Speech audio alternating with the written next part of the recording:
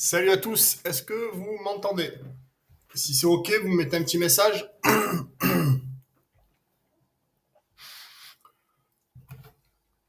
OK, nickel. Bon, ben écoute, impeccable. OK, donc ce soir, petit webinaire habituel sur le thème questions-réponses. Donc c'est vous qui menez la danse, hein, c'est vous qui posez les questions et c'est moi qui réponds. Donc j'ai pas connaissance des questions qui vont être posées, hein, donc c'est typiquement, on va dire, et uniquement du retour d'expérience. J'espère encore que je pourrai vous apporter des informations cohérente. Il y a pas mal de, il y a quelques nouveaux, donc pour certains ça va être ce que je vais dire, ça va être du tout neuf. Pour d'autres, ça va être peut-être du déjà entendu. Avant de commencer, avant que vous puissiez écrire vos questions sur le chat, je tenais à féliciter et remercier pour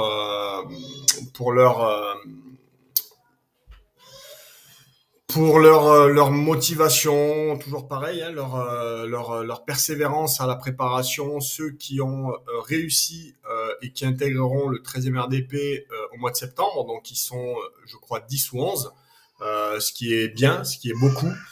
C'est, on va dire, 98% de réussite sur tous les élèves que j'ai pu avoir. Donc, donc bravo à vous, félicitations.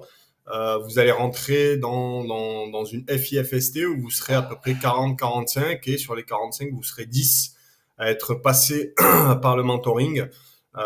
Donc j'ai créé un groupe WhatsApp, ça vous permet d'échanger entre vous. Et j'ai vu qu'il y en avait qui avaient proposé un petit trek sur 2-3 jours, donc ça c'est cool, ça vous permet de vous connaître avant même de vous rencontrer réellement très bientôt. Je félicite aussi Romain qui a fait, avec qui on a pu bosser ensemble, qui a pris un mentoring pendant quelques mois.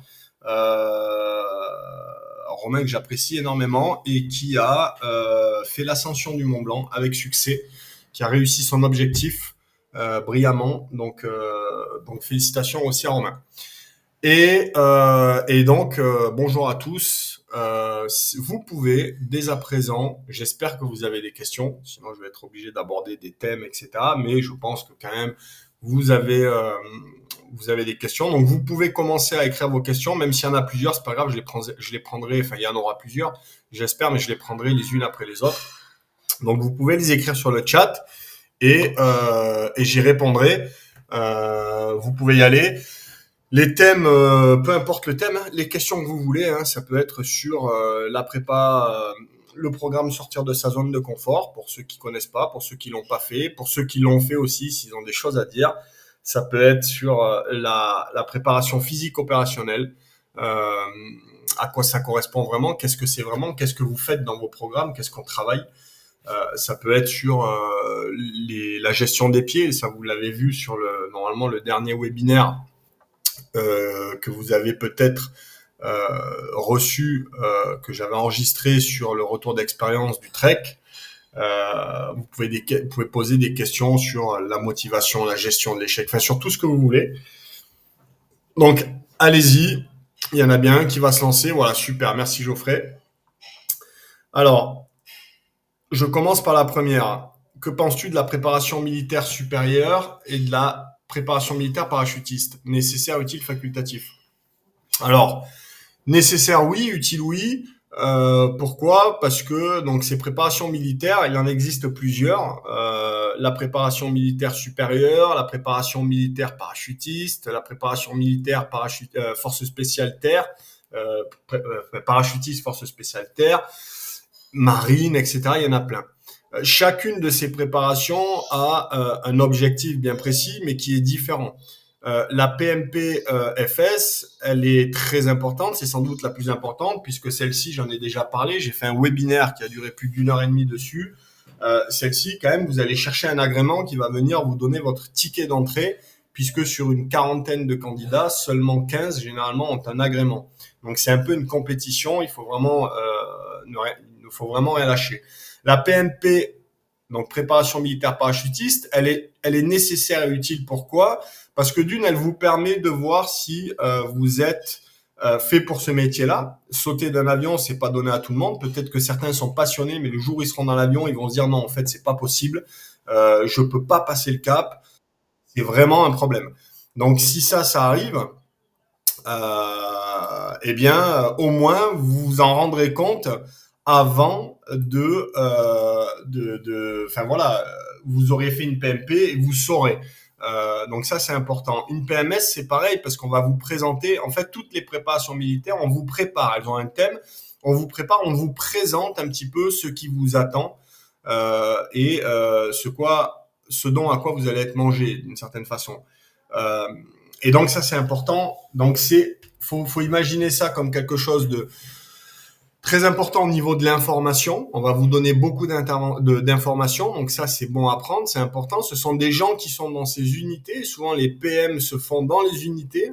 Une PMP, ça se fait dans une unité parachutiste. Une PMPFS, ça se fait à Pau, mais avec des encadrants des forces spéciales, etc. Donc oui, c'est important. Si vous pouvez le faire, faites-le. Attention, cependant, si vous êtes en phase aujourd'hui, vous souhaitez intégrer une unité des forces spéciales, par exemple, et qu'on vous propose une PMP, euh, faites bien attention.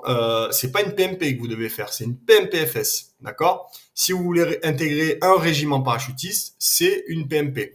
Donc, il faut vraiment faire attention parce que parfois, au niveau des CSO, les les ceux qui vont vous je sais plus autant pour moi les conseillers pardon qui sont là pour vous conseiller justement j'ai déjà eu le cas de quelqu'un qui voulait intégrer les forces spéciales et à qui on proposait une PMP.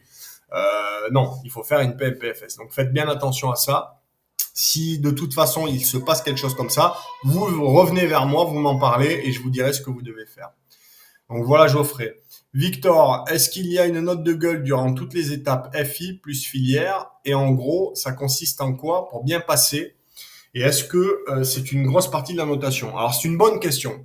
Oui, la note de gueule, elle vous suivra sur tous ces stages-là, que ce soit la formation initiale, que ce soit la filière, donc la filière pour le 13, euh, le stage long, en règle générale, hein, quel que soit le régiment, que ce soit une formation initiale force spéciale terre, une simple formation initiale, etc.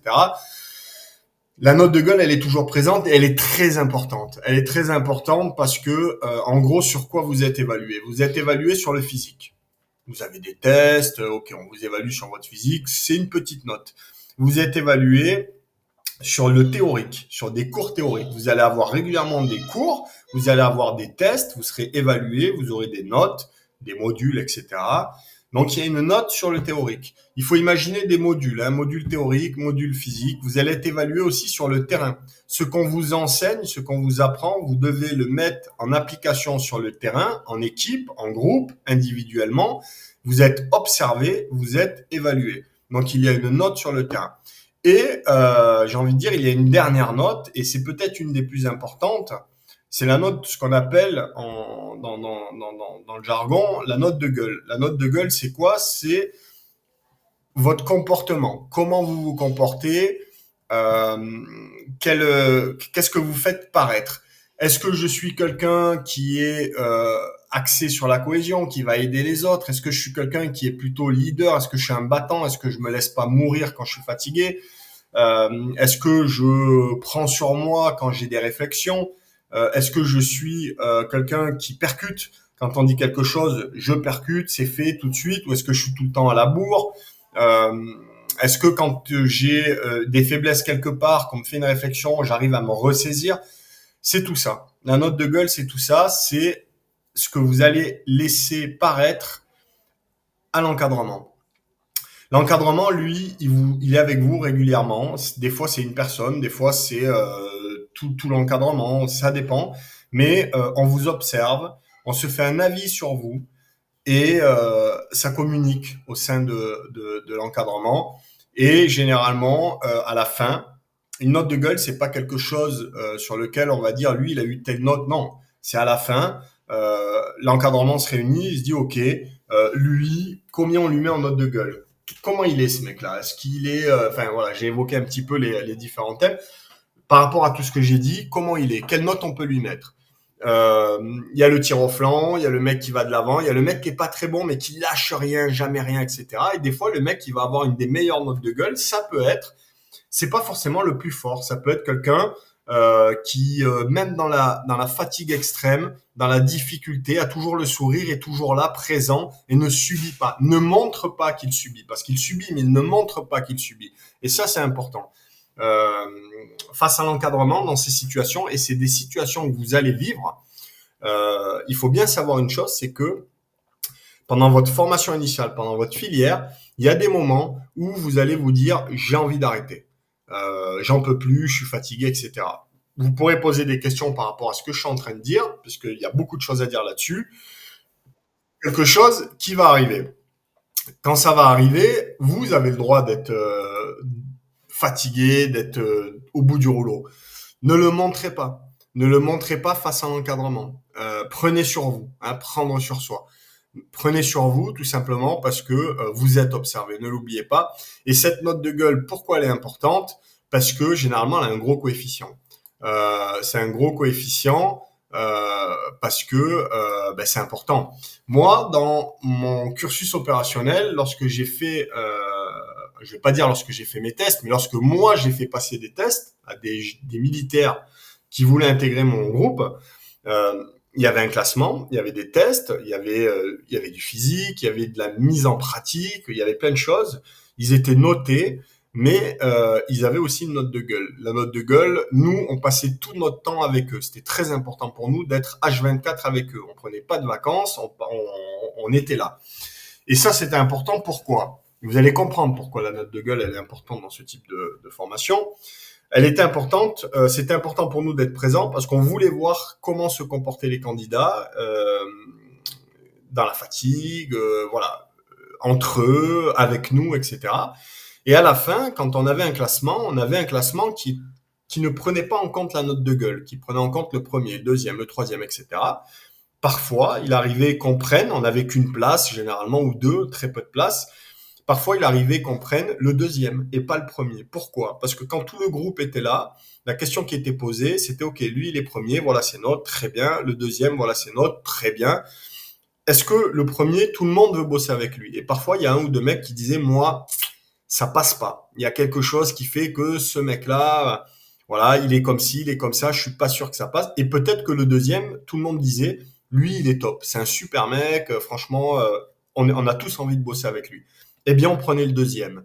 Tout simplement parce que même s'il avait des notes moins bonnes, on est là pour le former derrière. Donc on sait qu'il n'y aura aucun problème, on va le former. Par contre, on va vivre avec lui H24 dans des situations difficiles, etc. Et on sait que ça va bien se passer. Donc voilà pourquoi la note de gueule est importante. Maintenant, la note de gueule, on peut pas faire semblant, on peut pas jouer un jeu. N'oubliez pas que dans la fatigue, dans la souffrance, quand on subit, etc., c'est notre vraie personnalité qui ressort. On peut jouer un jeu, mais à un moment, ça ne marche plus. Voilà pour cette question. Paul, sur la gestion de l'effort à l'entraînement, comment savoir quand s'arrêter pour éviter la blessure tout en dépassant ses limites? Alors, la gestion de l'effort, elle s'apprend. Elle s'apprend avec le temps. Comment savoir quand s'arrêter? Ben, en fait, on connaît de mieux en mieux son corps et à un moment, on se dit, OK, là, je me stoppe. Alors, il faut bien différencier. Je suis à l'entraînement, je suis en formation, je suis en mission. Je suis à l'entraînement, le but, c'est de ne pas se blesser. Je peux me mettre dans le rouge si j'ai pas d'effets qui font que de fatigue extrême, de douleur, il n'y a pas de problème, on y va. Si par contre à l'entraînement, je commence à avoir une douleur, admettons les périostites qu'on retrouve souvent pour beaucoup d'entre vous, je cours, je commence à avoir cette douleur qui arrive sur le long des tibias, périostite. Je sais peut-être pas ce que c'est, mais j'ai une douleur. Je n'insiste pas, j'ai une douleur, je m'arrête. Je m'arrête, vous me le dites, on en discute, on voit ce qu'il faut faire et on voit s'il faut s'arrêter, combien de temps, on fait autre chose à la place. Si vous continuez en disant c'est pas grave, je peux y aller, je veux me montrer à moi-même que je suis capable, vous risquez d'empirer la blessure, de vous blesser réellement et de pas pouvoir vous entraîner pendant 2 semaines, 3 semaines, un mois. Et là, ça va être plus problématique. Si vous êtes en formation, c'est différent. Là, vous devez prendre sur vous. S'il y a un objectif, eh ben on serre les dents et on y va quand même. Le contexte est différent. Je ne suis plus en train de me dire si j'ai un peu mal, je m'arrête parce que non. Je suis en train de me dire j'ai mal, je continue. J'ai une échelle de 1 à 10. À quel niveau je peux donner euh, cette blessure? Qu'est-ce que je peux mettre? Comment je peux la noter? C'est l'exemple type de quand j'ai fait mon trek où j'avais un objectif, c'est aller au bout. J'étais pas en train de me préparer, de m'entraîner. J'avais un objectif à respecter. C'est comme si j'étais en formation. Il était hors de question d'arrêter. Cependant, j'avais un petit peu d'aisance puisque j'avais un objectif sur un mois. J'avais un certain nombre de kilomètres à faire. J'ai eu des problèmes au pied. J'ai décidé de m'arrêter 24 heures, tout simplement parce que j'ai estimé que si je ne m'arrêtais pas à ce moment-là, il y avait un risque que je ne puisse pas aller au bout de mon objectif. Par contre, m'arrêter, j'ai marché avec de la souffrance pendant longtemps. Si je me suis arrêté, c'est parce qu'il y avait un début d'infection. Et si je pense que si je continuais, il y avait une réelle infection. Et là, j'étais obligé d'être sous antibiotiques, etc. Et de m'arrêter réellement. On m'aurait arrêté. Donc, je savais à peu près que c'était le moment de s'arrêter, que je ne pouvais pas continuer.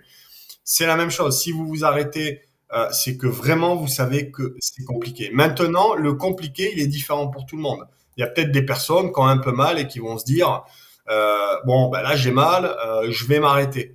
Non, il faut savoir repousser ses limites et pour ça, il faut apprendre à sortir de sa zone de confort. Il faut apprendre à se connaître et c'est pour ça qu'on fait le programme sortir de sa zone de confort.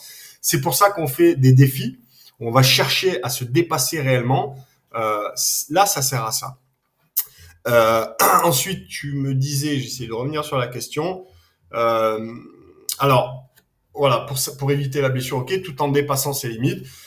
Eh bien voilà, ça dépend du niveau de chacun. Il faut retenir ce que j'ai dit.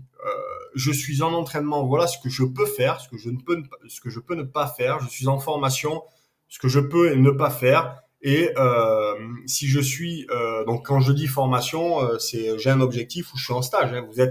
Alors c'est encore différent. Vous êtes en stage, contrairement à moi où je vous ai dit que j'avais un peu d'aisance, je pouvais me permettre de m'arrêter 24 heures. Vous êtes en stage, vous ne pouvez pas vous permettre de vous arrêter 24 heures. Si vous vous arrêtez, c'est pour aller à l'infirmerie. Si vous allez à l'infirmerie, vous serez mis de côté temporairement. Votre note de gueule en prend un coup. Malheureusement, ça fonctionne comme ça. Ou alors, on va vous sortir complètement. Donc, c'est à vous de voir. Quand je suis sur le terrain, que ça va durer 7 jours et que je suis évalué, que c'est euh, un moment qui est assez déterminant pour ma formation, je n'ai pas d'autre choix que de serrer les dents. Si j'abandonne, c'est vraiment que c'est plus possible et je dois me dire, je dois pas avoir de regrets. En fait, je dois me dire, voilà, j'ai arrêté, mais j'aurais pas pu continuer, c'est pas possible. Si vous vous dites, ah, j'aurais peut-être pu continuer, vous allez vous en mordre les doigts, c'est que vous n'êtes pas allé au-delà de vos limites. Et parfois, dépasser ses limites, c'est aussi se blesser. Hein, parfois, vous avez certains aventuriers, certaines personnes dans des formations, dans des cycles longs, qui sont blessés, réellement blessés, qui continuent quand même dans la souffrance, mais qui continuent. Il y a toujours cette notion jusqu'où je suis capable d'aller. Voilà. Euh, Théophane, à propos de la note de gueule, j'ai un ami qui vient de sortir en fin du V1 à raison d'une note de gueule mise éliminatoire à dessein par l'encadrement.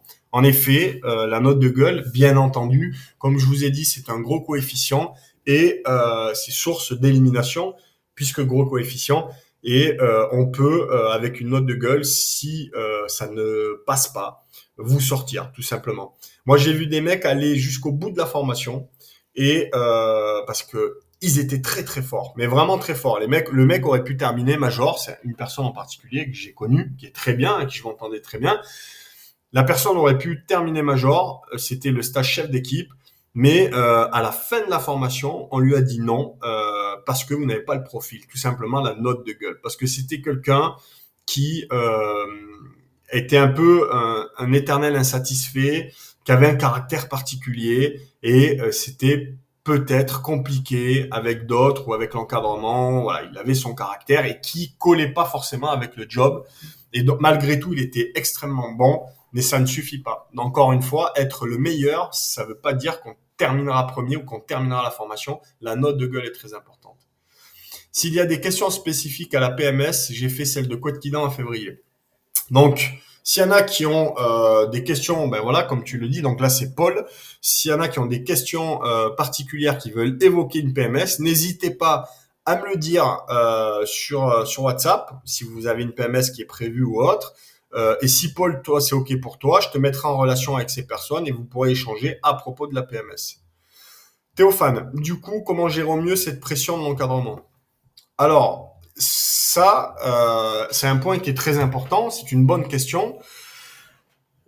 Et parce que c'est un sujet qu'on aborde, que je vais aborder avec le groupe qui intègre le 13 en septembre, parce que en privé, enfin entre nous, parce que c'est un vrai sujet, gestion de l'encadrement. Moi, j'ai vu beaucoup de jeunes très bons physiquement, hyper motivés, mais vraiment hyper motivés, comme vous l'êtes, hein, arrêter, abandonner au bout d'une semaine, au bout de quelques jours, tout simplement parce que on me disait c'est pas fait pour moi, je voyais pas ça comme ça, et tout simplement parce que on ne supporte pas la pression potentielle qu'il peut y avoir dans l'encadrement. Ça veut pas dire que l'encadrement vous met une pression du tout H24. Cependant, je le dis, il faut pas croire non plus, c'est pas une colonie de vacances. Et donc, il y a une pression. Il y a une pression qui est plus ou moins grande en fonction de l'encadrement, en fonction des personnalités. Dans l'encadrement, vous avez différents types de profils. Il faut bien savoir une chose, c'est que ces gens-là vont jouer un peu un rôle. C'est pas forcément la vraie personnalité qui ressort. Moi, j'ai l'exemple très bien, hein, un très bon exemple. Quand j'ai fait ma formation initiale, il y a 20 ans, il y avait une personne dans cet encadrement, un chef, sergent à l'époque, qui était très très dur avec tout le monde et qui mettait la pression. Lui, il a encadré une filière quelques années plus tard, il n'y a pas longtemps, enfin il y a quelques années maintenant. Sur sa filière, je crois qu'ils sont 5 à être sortis, sur une cinquantaine au départ. Et cette personne-là, c'est un très bon ami à moi. Et il m'a fait mes classes, voilà. Pour ceux qui ont vu le webinaire sur Force Special Coaching, il avait fait un webinaire, Julien, son pseudo c'est Jésus, vous le trouverez sur YouTube. Il avait fait un petit webinaire sur le 13. Et donc voilà, c'est un super mec, mais quand il est dans la formation, il est très dur. Donc l'encadrement joue son rôle. Comment faire face à ça? Déjà, il faut être préparé à ça, il faut le savoir. Quelqu'un qui ne sait pas que quand il va arriver, il va devoir affronter ça, c'est problématique. Clairement, ça va être compliqué. Déjà, le fait de savoir, d'arriver le jour J en se disant, OK, à partir de maintenant, je vais devoir faire face à quelque chose que je n'ai pas forcément vécu jusqu'à aujourd'hui, qui va être difficile. Je vais devoir accepter que l'on me parle comme ça, que l'on me fasse faire des choses. Je vais devoir accepter. Je suis un peu un pion et il va falloir que je l'accepte. Il faut que je prenne sur moi. Il faut que j'accepte de prendre sur moi.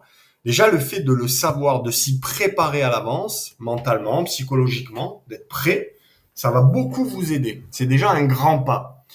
Ensuite, on peut s'y préparer à l'avance, mais clairement, même en vous y préparant à l'avance, il y a des moments avec la fatigue, parce que c'est ça qu'il faut se dire. Aujourd'hui, vous êtes sur votre canapé, comme moi, votre chaise, peu importe, et vous vous dites, on imagine la chose. Mentalement, on l'imagine, on visualise. Et on se dit, ouais, ok, je vais me préparer, ça va le faire. On se dit tout ça. Sauf que même prêt, quand ça arrive, ça peut être très compliqué.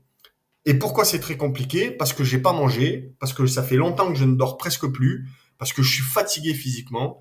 Et ça, ce sont des critères qui amènent un stress et qui amènent une pression où l'on supporte plus grand chose. Et justement, l'encadrement, c'est à ce moment-là qu'il va vous mettre la pression.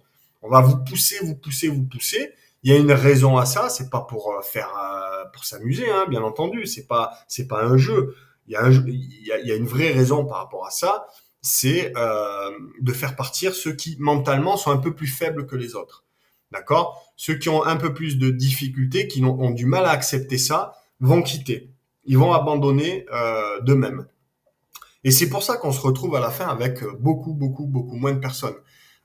Et c'est là que vous devez prendre en compte dès aujourd'hui, quand on dit il y en a 45 au départ, il y en a 5 ou 10 qui terminent, c'est parce que c'est long, certes, c'est parce que c'est physique par moment, certes, c'est pas tout le temps physique, hein, on fait pas un stage commando pendant 1 an et demi, mais par moment c'est très compliqué, par moment c'est très cool, par moment c'est théorique, on est reposé, etc. Donc il y a des pics, Et il va falloir s'adapter à chacun de ces pics en prenant en compte que quand je suis dans la difficulté, mais ça aussi c'est un sujet qui peut être très long, quand je suis dans la difficulté, je me donne des objectifs à très court terme, je n'imagine pas la finalité, je me dis pas, quand je suis au bout de ma vie, je me dis pas il me reste encore 13 mois, 6 mois, 7 mois, parce que sinon votre cerveau, lui, il y a deux parties, il y a une partie qui vous dit hey garçon, il te reste encore 10 mois, t'as vu comme tu galères, rappelle-toi il y a 2 mois quand tu étais à la maison avec les copains tranquille, lâche l'affaire, laisse tomber, c'est pas fait pour toi. Il y a le cerveau qui vous pousse et ça, cette voix, elle est là, elle est présente. Et de l'autre côté, ben, il y a la partie qui vous dit non mais attends, t'as pas fait tout ça pour ça, il faut pas lâcher l'affaire, etc.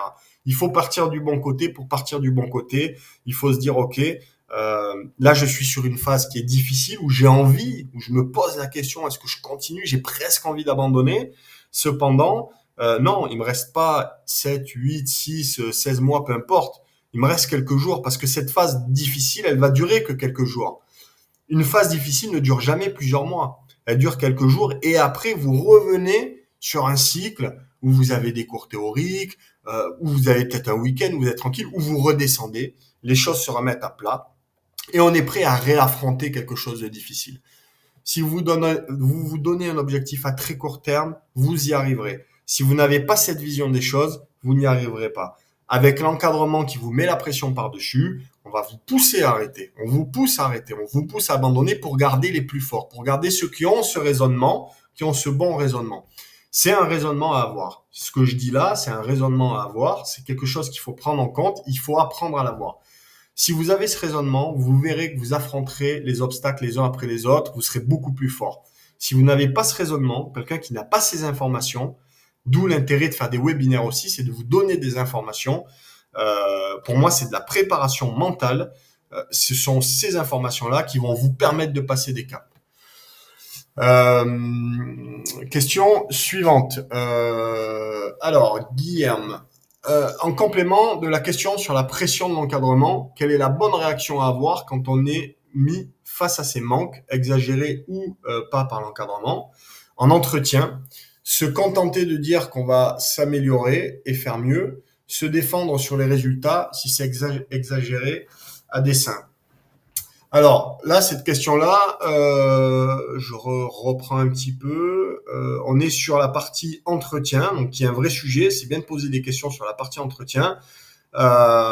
Si on vous met face à ces manques, c'est-à-dire un petit peu à ces difficultés. Voilà. Donc si vous êtes en entretien, ce qui va se passer en entretien, l'entretien peut se passer de différentes façons. J'en ai ça. Alors déjà, c'est quelque chose qu'on travaille ensemble. Quand le moment arrive, moi, je vous envoie une fiche de préparation, vous le savez, avec des questions, avec des axes sur lesquels vous devez travailler. Vous devez vous mettre dedans.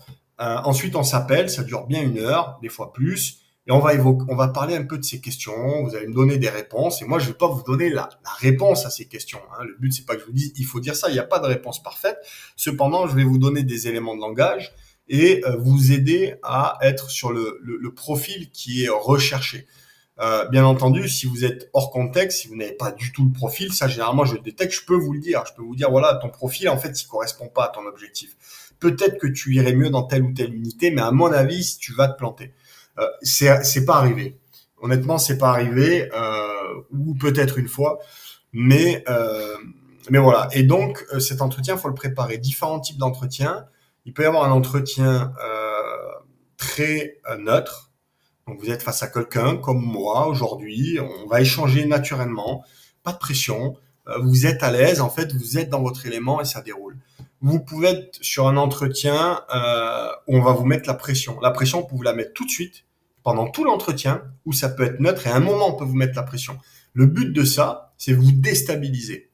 De vous déstabiliser et de voir si vous perdez vos moyens, s'il y a des blancs, vous ne savez plus répondre, si vous allez dire ce qui vous passe, enfin voilà, on va vous déstabiliser. C'est la même chose que pour la pression de l'encadrement. À partir du moment où vous allez à un entretien et vous vous dites, ok, potentiellement, on va me mettre la pression pour n'importe quoi, peu importe la raison, mais ça peut arriver. Déjà, le fait de le savoir, vous êtes prêt. Vous êtes prêt parce que vous arrivez et si ça tourne mal, ça va bien se passer.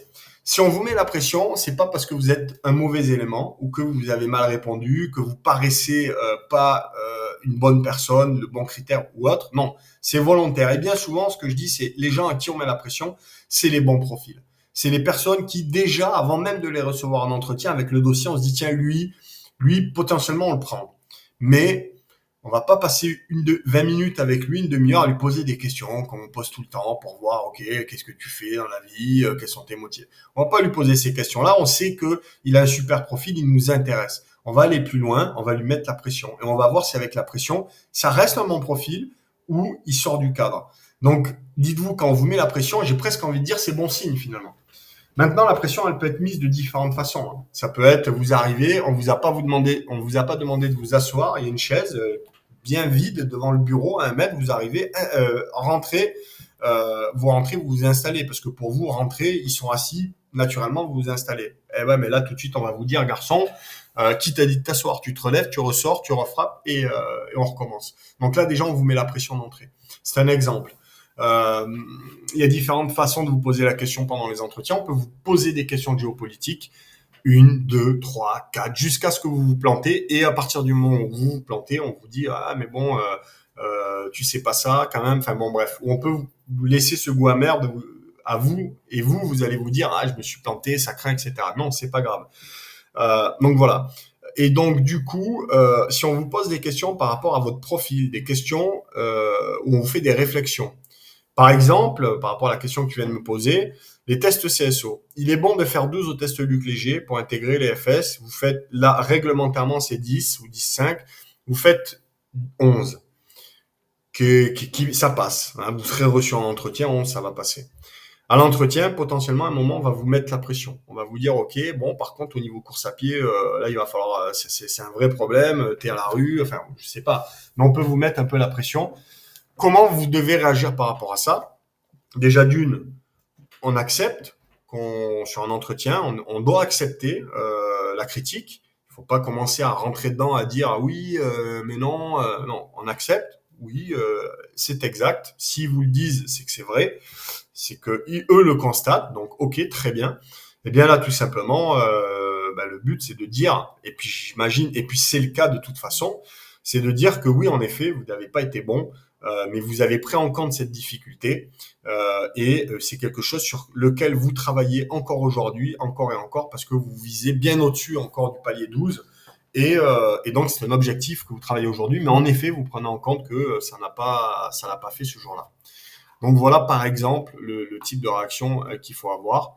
Il faut aller dans ce sens-là, en se justifiant, mais de la bonne façon, sans rentrer dans quelque chose d'agressif ou autre.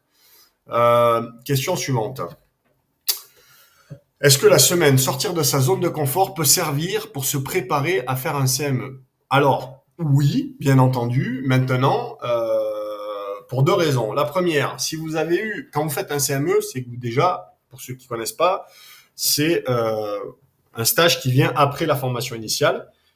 Donc, vous êtes déjà militaire depuis 1 an, 2 ans, et vous faites ce certificat militaire élémentaire, ce stage de carrière qui est obligatoire pour les militaires du rang, qui est aussi difficile que la FI, voire un peu plus difficile, mais vous connaissez déjà le milieu. Hein, c'est pas, vous n'apprenez pas tout, vous connaissez déjà, on vous apprend des choses, mais vous êtes déjà dedans, donc on vous pousse un peu plus aussi sur l'aspect mental, généralement. L'intérêt de faire le programme sortir de sa zone de confort si je fais un CME, il y en a deux. Le premier, c'est si j'ai fait une formation initiale il y a 2 ans et que depuis 2 ans, ben voilà, j'ai pas eu de situation, j'ai pas été confronté à de grosses situations difficiles sur le terrain ou autre. Voilà, j'ai un job ou j'ai un rythme qui est plutôt cool, j'ai pris mon aise. Eh bien, c'est bien de faire le programme sortir de sa zone de confort 1 mois avant ou 1 mois et demi avant le CME, de manière à se remettre dedans, redétecter où potentiellement je peux avoir des difficultés et voir un petit peu comment je peux pallier à ça. Et au moins, je sais que quand je commence ma formation, je sais que la fatigue, peut-être que pendant mes classes, je la vivais très mal et peut-être qu'aujourd'hui, je la vis beaucoup mieux, mais je le sais. Donc, ça va m'aider. Donc, en fait, le but de ce programme-là, il est de vous mettre en situation sur je mange pas tout le temps, je dors pas beaucoup, je suis on me demande un effort physique. Je vais devoir apprendre des choses par cœur, les restituer, mais tout ça dans la fatigue.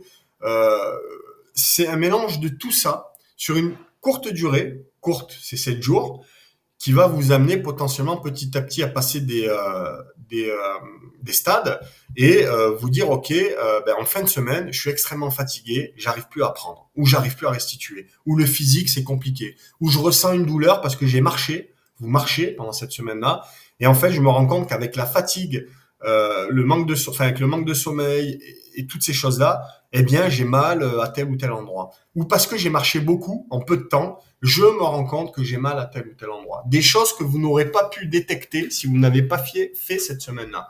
Donc voilà l'intérêt de cette semaine-là. Et c'est pour ça que derrière, nous, on en parle, on débriefe dessus, on en discute et on voit un petit peu. Ça peut d'une vous rassurer, parce que généralement ça se passe bien, ça vous rassure. Donc vous partez à rassurer, prêt à affronter ce genre de situation.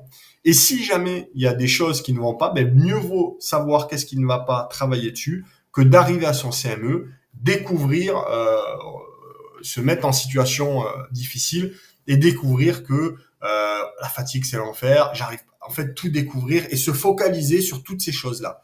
L'idée c'est d'arriver, de savoir où on en est et on peut se focaliser que sur l'essentiel. C'est toujours pareil. Donc oui, ça peut être intéressant de faire le programme sortir de sa zone de confort avant un CME. Bien entendu, c'est intéressant avant d'intégrer, c'est important même, parce que l'idée, le but aussi, vous verrez que dans ce programme, on vous demande, je crois que c'est dans le niveau 1 de base, de faire votre lit au carré, de faire les TIG, donc le ménage de votre chambre tous les matins. C'est des trucs tout cons que personne ne vous fera faire, que moi je vous fais faire, parce que quand vous allez arriver à l'armée, c'est exactement ce que vous allez faire matin, midi et soir. Et donc, ça va vous permettre aussi de voir que ça vous dérange pas de le faire, que vous vous habituez, c'est pas un problème.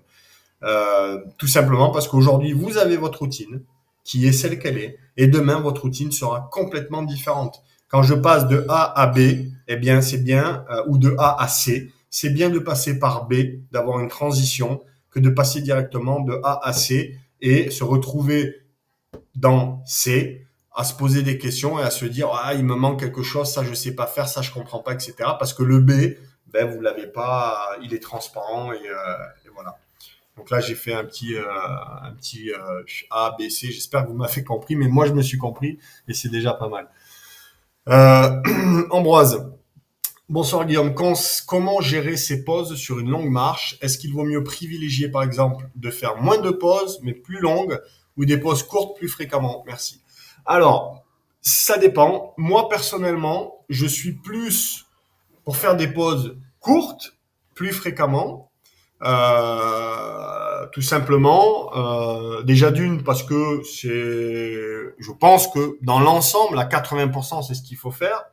Après, tout dépend de la durée, etc. Mais généralement, une pause, c'est bien qu'elle soit courte parce que d'une, vous n'allez pas vous refroidir.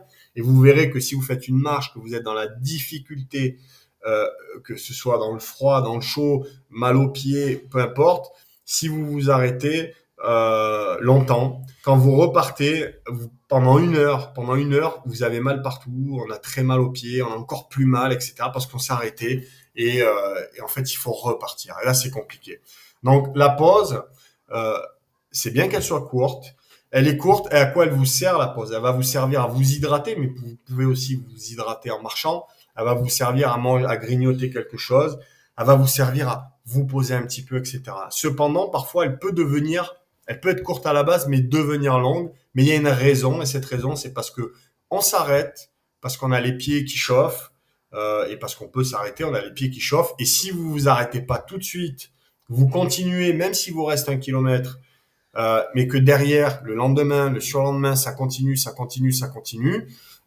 Vous avez dit, bon, allez, il me reste 2-3 kilomètres, j'y vais, c'est pas grave, ça brûle, mais c'est pas grave.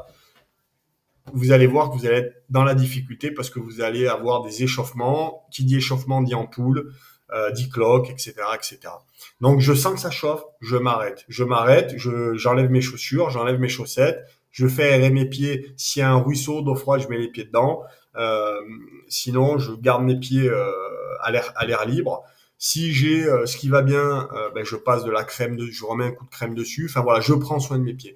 Et prendre soin de ses pieds, des fois, ça peut être un peu long en fonction de ce qu'on a. Moi, j'avais des pauses qui étaient longues parce que j'avais un pansement à changer, il fallait que je nettoie un petit peu, etc. Je, c'était un peu long, donc je repartais, c'était dur, mais la priorité, c'est quoi? C'est repartir, c'est dur, j'ai mal partout, je prends sur moi, mais la douleur est gérable, ou alors je m'arrête pas longtemps, je fais le soin de mes pieds qui était déjà entamé à l'arrache pour repartir plus vite, j'ai moins mal quand je repars, mais par contre ma douleur au pied, elle va pas s'arrêter, elle va empirer. Donc il faut savoir faire la part des choses. Pourquoi je m'arrête? Est-ce que c'est pour souffler un petit peu, pour me poser un petit peu, ou alors c'est parce que j'ai un vrai problème que je dois régler? Là, elle peut être courte ou elle peut être plus longue. Mais si tout va bien, faites des pauses courtes un peu plus fréquemment. Euh, voilà, Ambroise. Julien, quels seraient tes conseils pour aborder correctement le stage co? Alors, pour aborder correctement le stage co, alors il y a différents stages co, mais on va parler de toute façon, les stages co sont sensiblement un petit peu tournés de la même façon, hein. On fait les mêmes choses.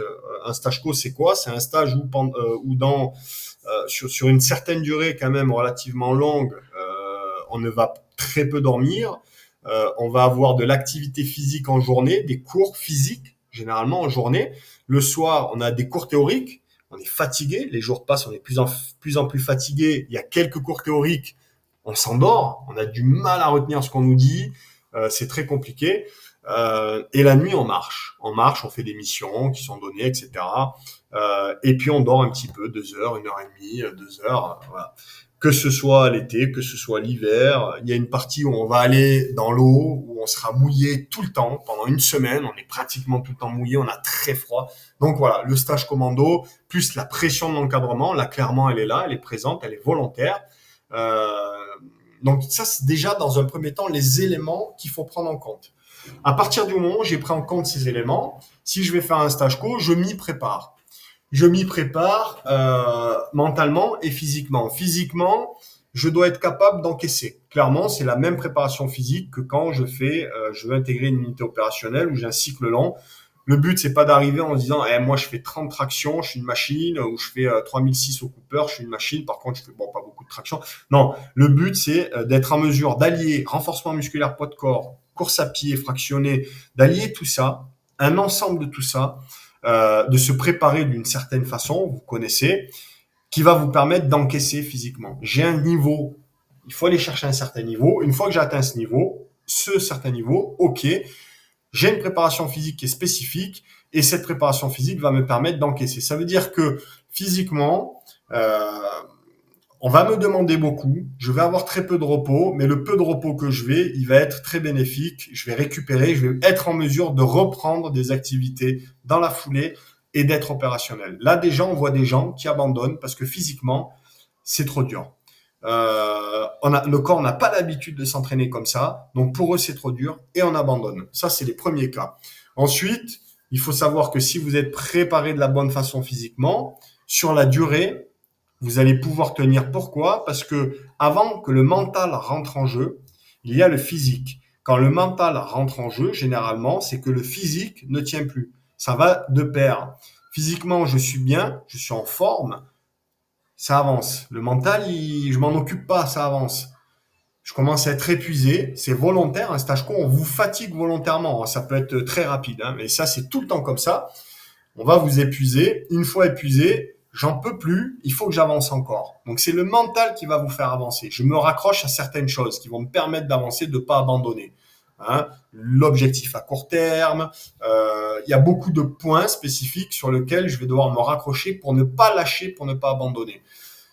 Le peu de moments où je vais pouvoir récupérer, il va falloir récupérer. Les micro-siestes, si vous pouvez en faire, il faut en faire. Je monte dans un camion, on va m'amener quelque part, il y a 20 minutes de camion, à l'arrière d'un camion, j'ai 20 minutes, dormez, reposez-vous, fermez les yeux, reposez-vous. C'est pas long, mais c'est récupérateur. C'est des petites séquences comme ça. Quand c'est possible, il faut le faire, c'est important, ça va vous permettre de ce côté mental là qui va monter, à chaque fois de le faire redescendre un petit peu parce que le physique reprend un peu le dessus. Ça, c'est important. Ensuite, on sait que l'encadrement, comme je vous ai dit, vous met la pression, vous met dans la difficulté. C'est quoi vous mettre dans la difficulté?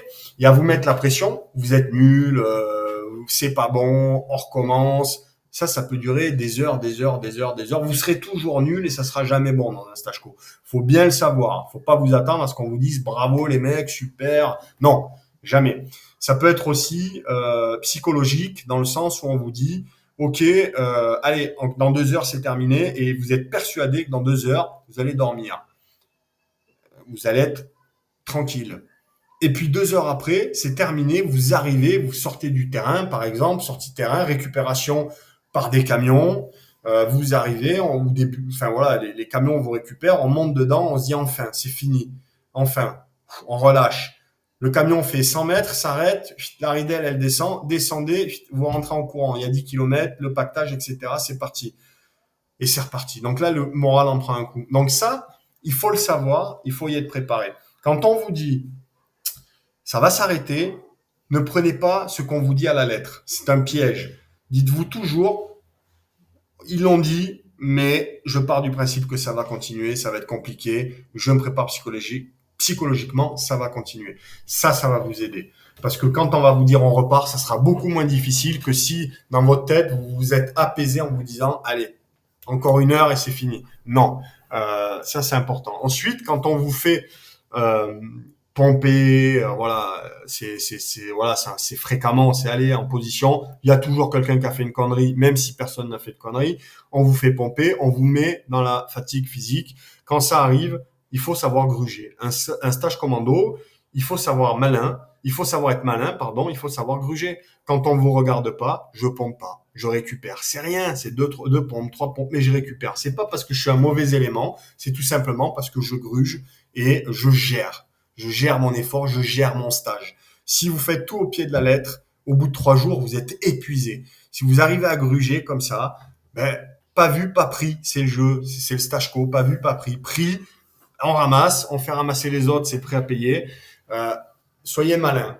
Euh, je vais vous raconter une anecdote. Pendant mon stage co, les sacs étaient fouillés. Les sacs étaient fouillés. Quand je parle de gruger, tout le monde grugeait. Quand les sacs ont été fouillés, dans tous les sacs, l'encadrement avait pris un carton qu'ils avaient mis au milieu, ils avaient fait un cercle, on était tous on était le cercle, et ils fouillaient les sacs. Un par un, hop, ils allaient, tac, tac, ils revenaient. Ils revenaient toujours avec plein de trucs. Des tablettes de chocolat, des saucissons, enfin plein de trucs que les mecs avaient planqués dans leur sac, qu'ils pensaient pouvoir bouffer, manger pendant, en marche de nuit, etc. Bien caché, etc. Tout le monde se faisait gauler, tout était mis dans le carton.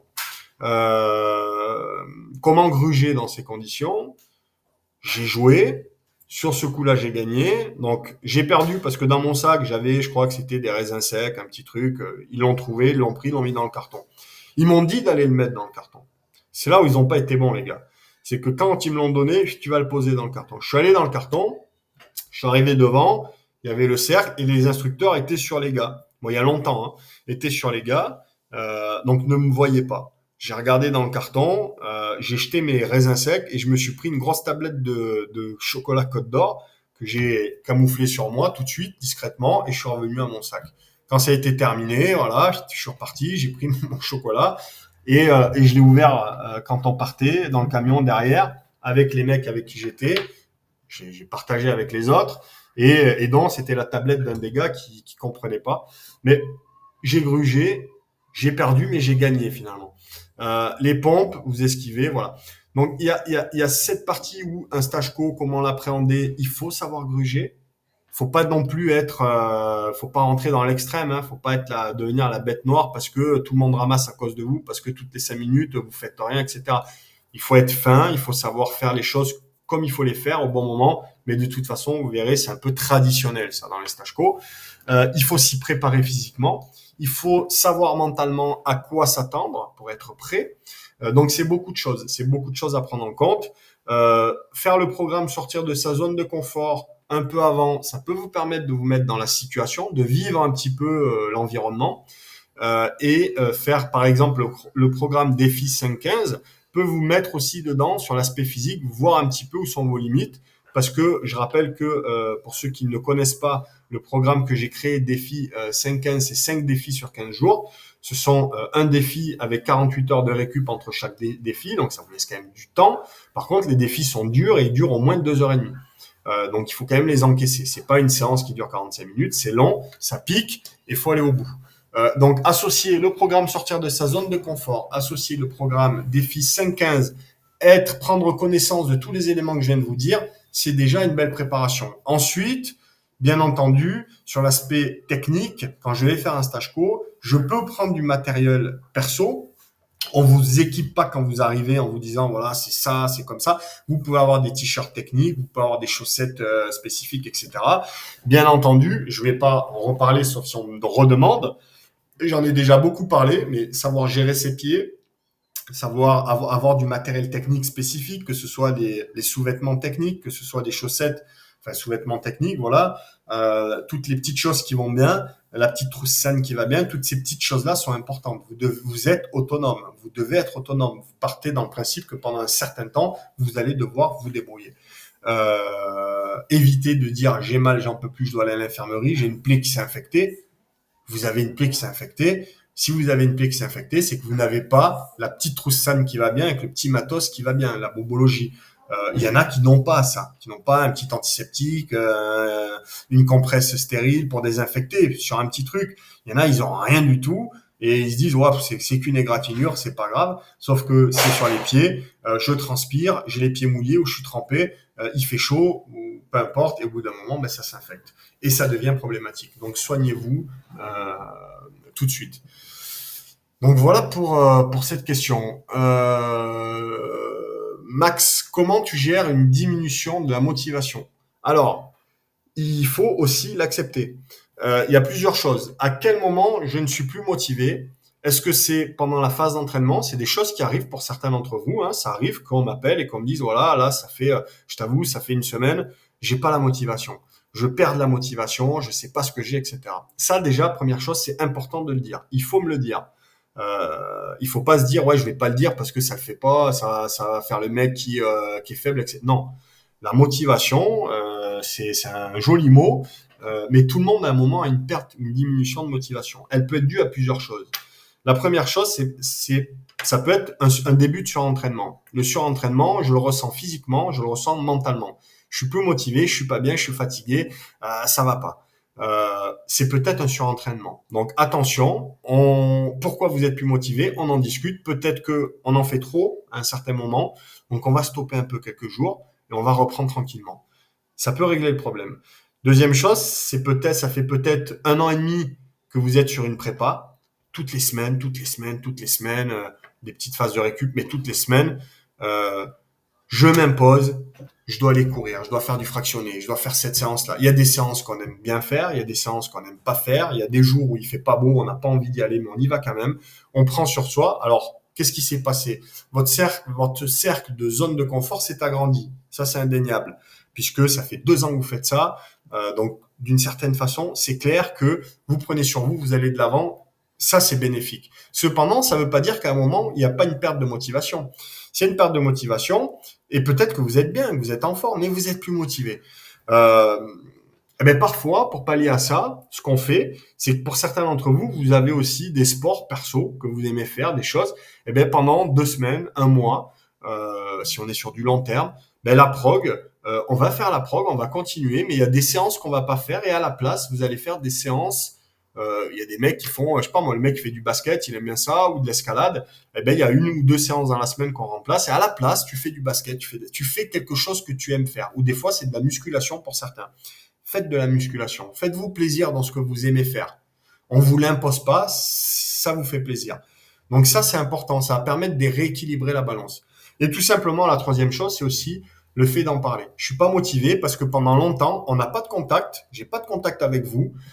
Vous êtes dans votre bulle, vous vous préparez, vous êtes dedans. Mais à un moment, c'est important qu'on s'appelle, qu'on discute et d'une certaine façon, qu'on reparle des objectifs, on se pose des questions, on remet les choses à plat et ça va vous rebooster.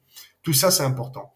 Donc, voilà comment on va gérer un peu quand on a une perte de motivation sur la phase d'entraînement. Maintenant, sur la phase de formation. Là, vous êtes sur la formation, donc le problème, à la différence de ce que je viens d'évoquer avec vous, c'est que on va pas pouvoir se dire je vais m'arrêter quelques jours, on va pas pouvoir se dire euh, Et quoique, là, je vais l'appeler, on va discuter, ça va me faire du bien, ça va me rebooster. On va pas pouvoir se dire, bah, tiens, je vais faire des séances que j'aime bien, je vais faire de Non, vous êtes en formation, vous suivez quelque chose, vous n'avez pas le droit d'en sortir. Limite droite, limite gauche, je suis là, je n'ai pas le choix. Donc vous restez là-dedans, vous perdez peut-être de la motivation. Eh bien, il faut visualiser un petit peu pourquoi vous êtes là, pourquoi je suis là, qu'est-ce que j'ai fait jusqu'à aujourd'hui, où j'en suis. Ça fait 6 mois que je suis là, je suis toujours là, il me reste 3 mois. J'ai fait plus de la moitié, j'ai tenu le coup. Aujourd'hui, j'ai une perte de motivation, j'ai plus trop envie. Euh, il me reste que 3 mois. Voyez l'objectif final tout en gardant des objectifs à court terme, toujours cette même notion, mais voyez un petit peu pourquoi vous êtes là, pourquoi je suis là, quel est l'objectif final, qu'est-ce que ça va m'apporter. Dites-vous bien que sur une phase de formation et ce que vous allez faire derrière, il y a quand même un fossé entre les deux. Hein. Il faut pas prendre les choses à l'envers, chose que souvent beaucoup de jeunes font, c'est-à-dire je vois des vidéos sur les réseaux sociaux, sur une unité, ça me fait rêver, c'est beau, c'est génial, oui, potentiellement c'est ce que vous ferez un jour. Mais pour y arriver, vous allez passer sur une phase qui va pas vous faire rêver, qui va vous faire rêver de temps en temps, mais qui va pas vous faire rêver, qui va être difficile et qui va vous faire mal. Et c'est pour ça qu'il y a très peu de réussite. Parce qu'entre ce que je vois et ce que je vis, il se passe pas la même chose. Donc je dois accepter de vivre certaines choses pour pouvoir vivre ce que je vois. Ça, c'est important. Et ça, faut le prendre en compte dès le début. Ça va vous aider à garder la motivation. Ensuite, j'ai eu le cas l'année dernière avec un de mes élèves qui était en filière, en pleine filière, qui était bien lancé, qui a terminé d'ailleurs, qui a réussi aujourd'hui, qui à un moment m'a appelé et m'a fait part de sa démotivation. En me disant, voilà, là c'est vrai que c'est un peu compliqué. On a discuté, ça a duré 1 heure, c'était un week-end, il avait une récup ce jour-là, et ça lui a fait du bien d'en parler. J'ai essayé d'avoir les bons mots, de lui donner les bons arguments, de lui faire repenser à pourquoi il était là, tout ce qu'il avait fait jusqu'à présent, que ça allait être difficile, mais qu'il en est. Enfin voilà, il y a plein de choses. Hein. C'est un échange entre êtres humains, entre deux êtres humains, et ça aide, et du coup ça l'a aidé. Euh, donc ça aussi c'est important. Une fois que le mentoring s'arrête, vous partez en formation. Moi, je ne suis pas fermé. C'est-à-dire que c'est plus parce qu'on ne travaille plus ensemble sur le mentoring, parce que vous êtes en formation. Si à un moment c'est compliqué pour vous, vous avez besoin qu'on en parle, qu'on discute, vous m'appelez. Moi, je resterai complètement disponible, vous le savez. Et pour ceux qui en douteraient, je vous le dis. Donc voilà. Baptiste, j'ai fait une PMP en avril au 3e RPIMA, pareil que Paul. Si des questions, j'y répondrai avec plaisir. Ben, merci Baptiste. Pareil, si certains ont des questions sur une PMP, ben, rien de mieux que ceux qui l'ont fait et qui l'ont vécu récemment. Vous me le dites, je vous mets en contact et puis vous pourrez changer. Une question sur la motivation et discipline, contre la discipline. Donc principalement l'entraînement. Peut-on substituer l'un à l'autre pour justement continuer, même lors des baisses de motivation? Alors, j'essaie de bien comprendre ta question. Motivation, discipline à l'entraînement.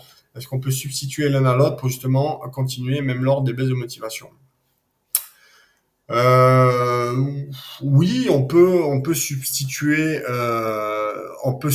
les deux. La motivation, c'est une chose. Je peux être motivé et pas forcément hyper discipliné, mais généralement, quand je suis motivé, j'y vais. Et quand j'y vais, c'est que je suis discipliné. En revanche, je peux être discipliné, mais j'y vais, mais je suis pas du tout motivé. Et donc, je fais sans motivation. Euh, vous pouvez y aller quand vous n'êtes pas motivé, mais parce que vous êtes discipliné. Et d'ailleurs, il faut savoir une chose, c'est que la discipline, on n'en parle pas beaucoup, mais la discipline personnelle, elle est indispensable. On ne peut pas aller au bout de quelque chose si on ne s'impose pas une discipline, une discipline. Généralement, vous le faites, mais vous ne vous en rendez pas compte. C'est-à-dire que vous allez vous entraîner tous les jours. C'est une discipline personnelle. Le fait d'y aller, c'est une discipline personnelle. Manquer de discipline, ça serait de se dire, allez, pendant un mois, il y a 2 jours par semaine où je m'entraîne pas parce que j'ai pas envie ce matin. J'ai pas envie, c'est pas grave. Là, c'est un manque de discipline et clairement, ce manque de discipline-là vous amènera vers l'échec. Vous amènera vers l'échec parce que si là, vous n'y arriverez pas, vous n'y arriverez pas en formation. Encore une fois, parce que là, vous pouvez vous permettre de pas le faire. En formation, vous ne pourrez pas. Et donc, quand vous ne pourrez pas, si vous n'avez pas été discipliné avant, ça va être très dur mentalement de se dire, j'ai pas le choix, mais je suis obligé d'y aller. Mais à l'époque, quand je m'entraînais, quand j'avais pas le choix, j'y allais pas. Euh, il y a un fossé, c'est pas la même chose. Donc, ça va devenir très compliqué et généralement, ça va vous amener à l'abandon. La partie du cerveau qui vous dit, ah, rappelle-toi, il y a un mois avec les copains à la maison ou bien au chaud dans ton lit, elle va prendre le dessus parce qu'il y a un manque de discipline. Donc la discipline, il faut vous l'imposer dès aujourd'hui à l'entraînement. Sauf, comme je disais, quand il y a une baisse de motivation, on en discute, il y a sûrement une raison et à ce moment-là, on va pouvoir peut-être se relâcher un petit peu parce qu'on est sur la phase d'entraînement, hein, d'accord. Mais voilà, discipline, motivation sont deux choses qui vont quand même bien ensemble. Difficile d'être motivé si on n'est pas discipliné. Difficile d'être discipliné si on n'est pas motivé. Cependant, parfois, on arrive à faire l'un ou l'autre, à faire les choses avec l'un ou avec l'autre. Mais il ne faut pas que ça soit une habitude. Il faut essayer de composer avec les deux. Geoffrey, pendant la formation, comment gérer le manque de sommeil lors des moments où son nombre d'heures est particulièrement réduit, notamment au niveau de l'impact sur les capacités cognitives. Alors là, c'est difficile. Parce qu'en fait, ce qu'il faut savoir déjà, moi je connais pas de remède, je connais pas de formation, de choses qui font que si vous êtes quelqu'un qui a besoin de dormir, si on vous fait pas du tout dormir, vous allez faire quelque chose et miraculeusement 3 mois plus tard, vous pouvez ne plus dormir et vous êtes en pleine forme. On est tous différents physiologiquement. Pour certains, on se contente de dormir très peu et ça va. Pour d'autres, on a besoin de beaucoup dormir. Et c'est aussi pour ça qu'on fait le programme Sortir de sa zone de confort. C'est pour voir un petit peu qui on est. Pour certains, quand on dort pas beaucoup, euh, c'est pas un problème d'apprendre quelque chose. On arrive à rester concentré même en étant fatigué, à apprendre et à restituer. Pour d'autres, c'est pas un problème de pas trop dormir, mais on se rend compte qu'apprendre, ça devient un calvaire. Donc en fait, on a besoin de vivre ces choses-là déjà dans un premier temps pour savoir qui on est, comment on réagit. Euh, Gérer le manque de sommeil, il n'y a pas de remède miracle. Il y a le micro-sommeil, c'est-à-dire que on me prive de sommeil, euh, je réagis différemment de mon camarade parce qu'on n'a pas la même morphologie vis-à-vis de ça. Cependant, je vais peut-être, si je fais des micro-siestes, si je sais gérer ce temps qui va m'être peut-être donné par moment, si je sais me dire, ok, ce temps-là, c'est du temps que je peux fermer les yeux. Je peux me poser 2 minutes, je peux me poser 5 minutes, je peux me poser 20 minutes. Si je sais détecter ces moments-là, et ces bons moments, parce qu'il y a des moments, c'est pas les bons moments, hein. Si vous commencez à dormir pendant que vous avez une information qui est très importante pendant un cours ou autre, ça va être compliqué. Cependant, si à un moment vous avez 1 heure en stand-by et que vous êtes là à pas dormir parce que ça va sur le moment, bah, peut-être que vous auriez pu vous poser un quart d'heure et ça vous aurait relancé un petit peu. Il y a ce point-là à prendre en compte. Il y a un autre point à prendre en compte, et d'où l'intérêt encore une fois de faire le programme Sortir de sa zone de confort, c'est que pour certains, dormir c'est récupérateur, pour d'autres c'est pas récupérateur du tout. En fait, ça vous met dans le gaz. Alors ça, généralement, c'est quand on n'est pas extrêmement fatigué.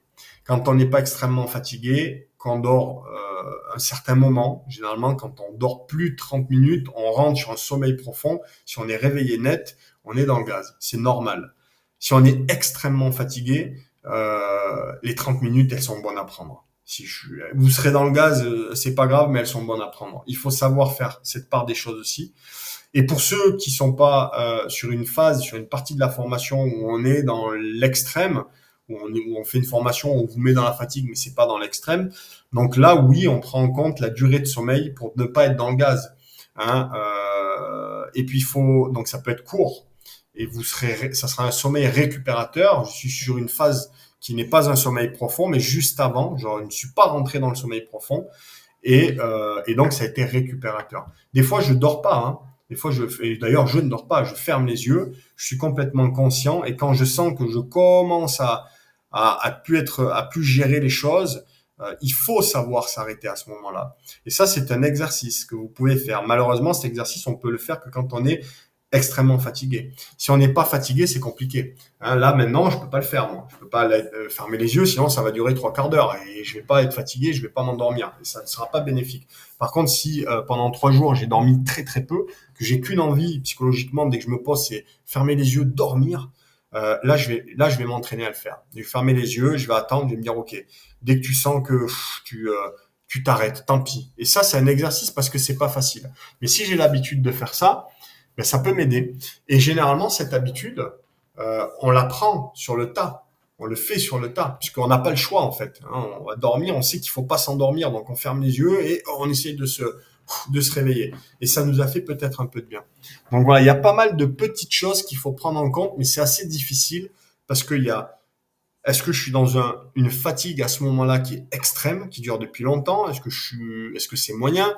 Euh, Est-ce que j'ai la possibilité de dormir ou de me poser ou pas? Est-ce que c'est le bon moment ou pas? Savoir détecter ces moments-là. Donc il y a beaucoup de petits critères qui sont à prendre en compte et qui sont importants. Donc c'est pas facile, mais personnellement il n'y a pas de remède miracle. On est comme on est, et pour certains c'est plus facile, pour d'autres c'est plus dur. Moi perso, c'était très compliqué. La gestion de la fatigue, c'était très compliqué. Quand j'étais crevé, c'était un enfer. Quitte à marcher en dormant, à halluciner, à avoir des hallucinations, tous ces trucs-là, je les ai vécus parce que le sommeil, voilà, c'est quelque chose qui était compliqué pour moi. Aujourd'hui, j'ai plus besoin de beaucoup de sommeil. Euh, Par contre, je fais des siestes parce que ça me permet d'être bien tout le temps. Alors, question suivante. Comment gérer la baisse de forme physique sur le cycle long? Perte de masse musculaire, traumatisme ostéo ou tendineux? Question de Théophane. Est-ce qu'il faut essayer de faire du sport de son côté via des séances rapides dans les temps morts? Alors, non. En fait, ça dépend du cycle long, du moment du cycle long. Voilà, là, tout est dit. C'est-à-dire que un cycle long, comme je vous l'ai déjà dit, il y a des périodes qui vont être extrêmement difficiles sur le plan physique, rustique, psychologique, mental, et des périodes qui vont être plat, c'est le calme plat. Vous avez des fois pendant 2 semaines des cours sympas, voilà, la journée, 17h30, la journée est finie, voilà, on vous laisse tranquille. Il y a des moments comme ça. Dans ces moments-là, généralement, vous avez du sport qui est prévu régulièrement.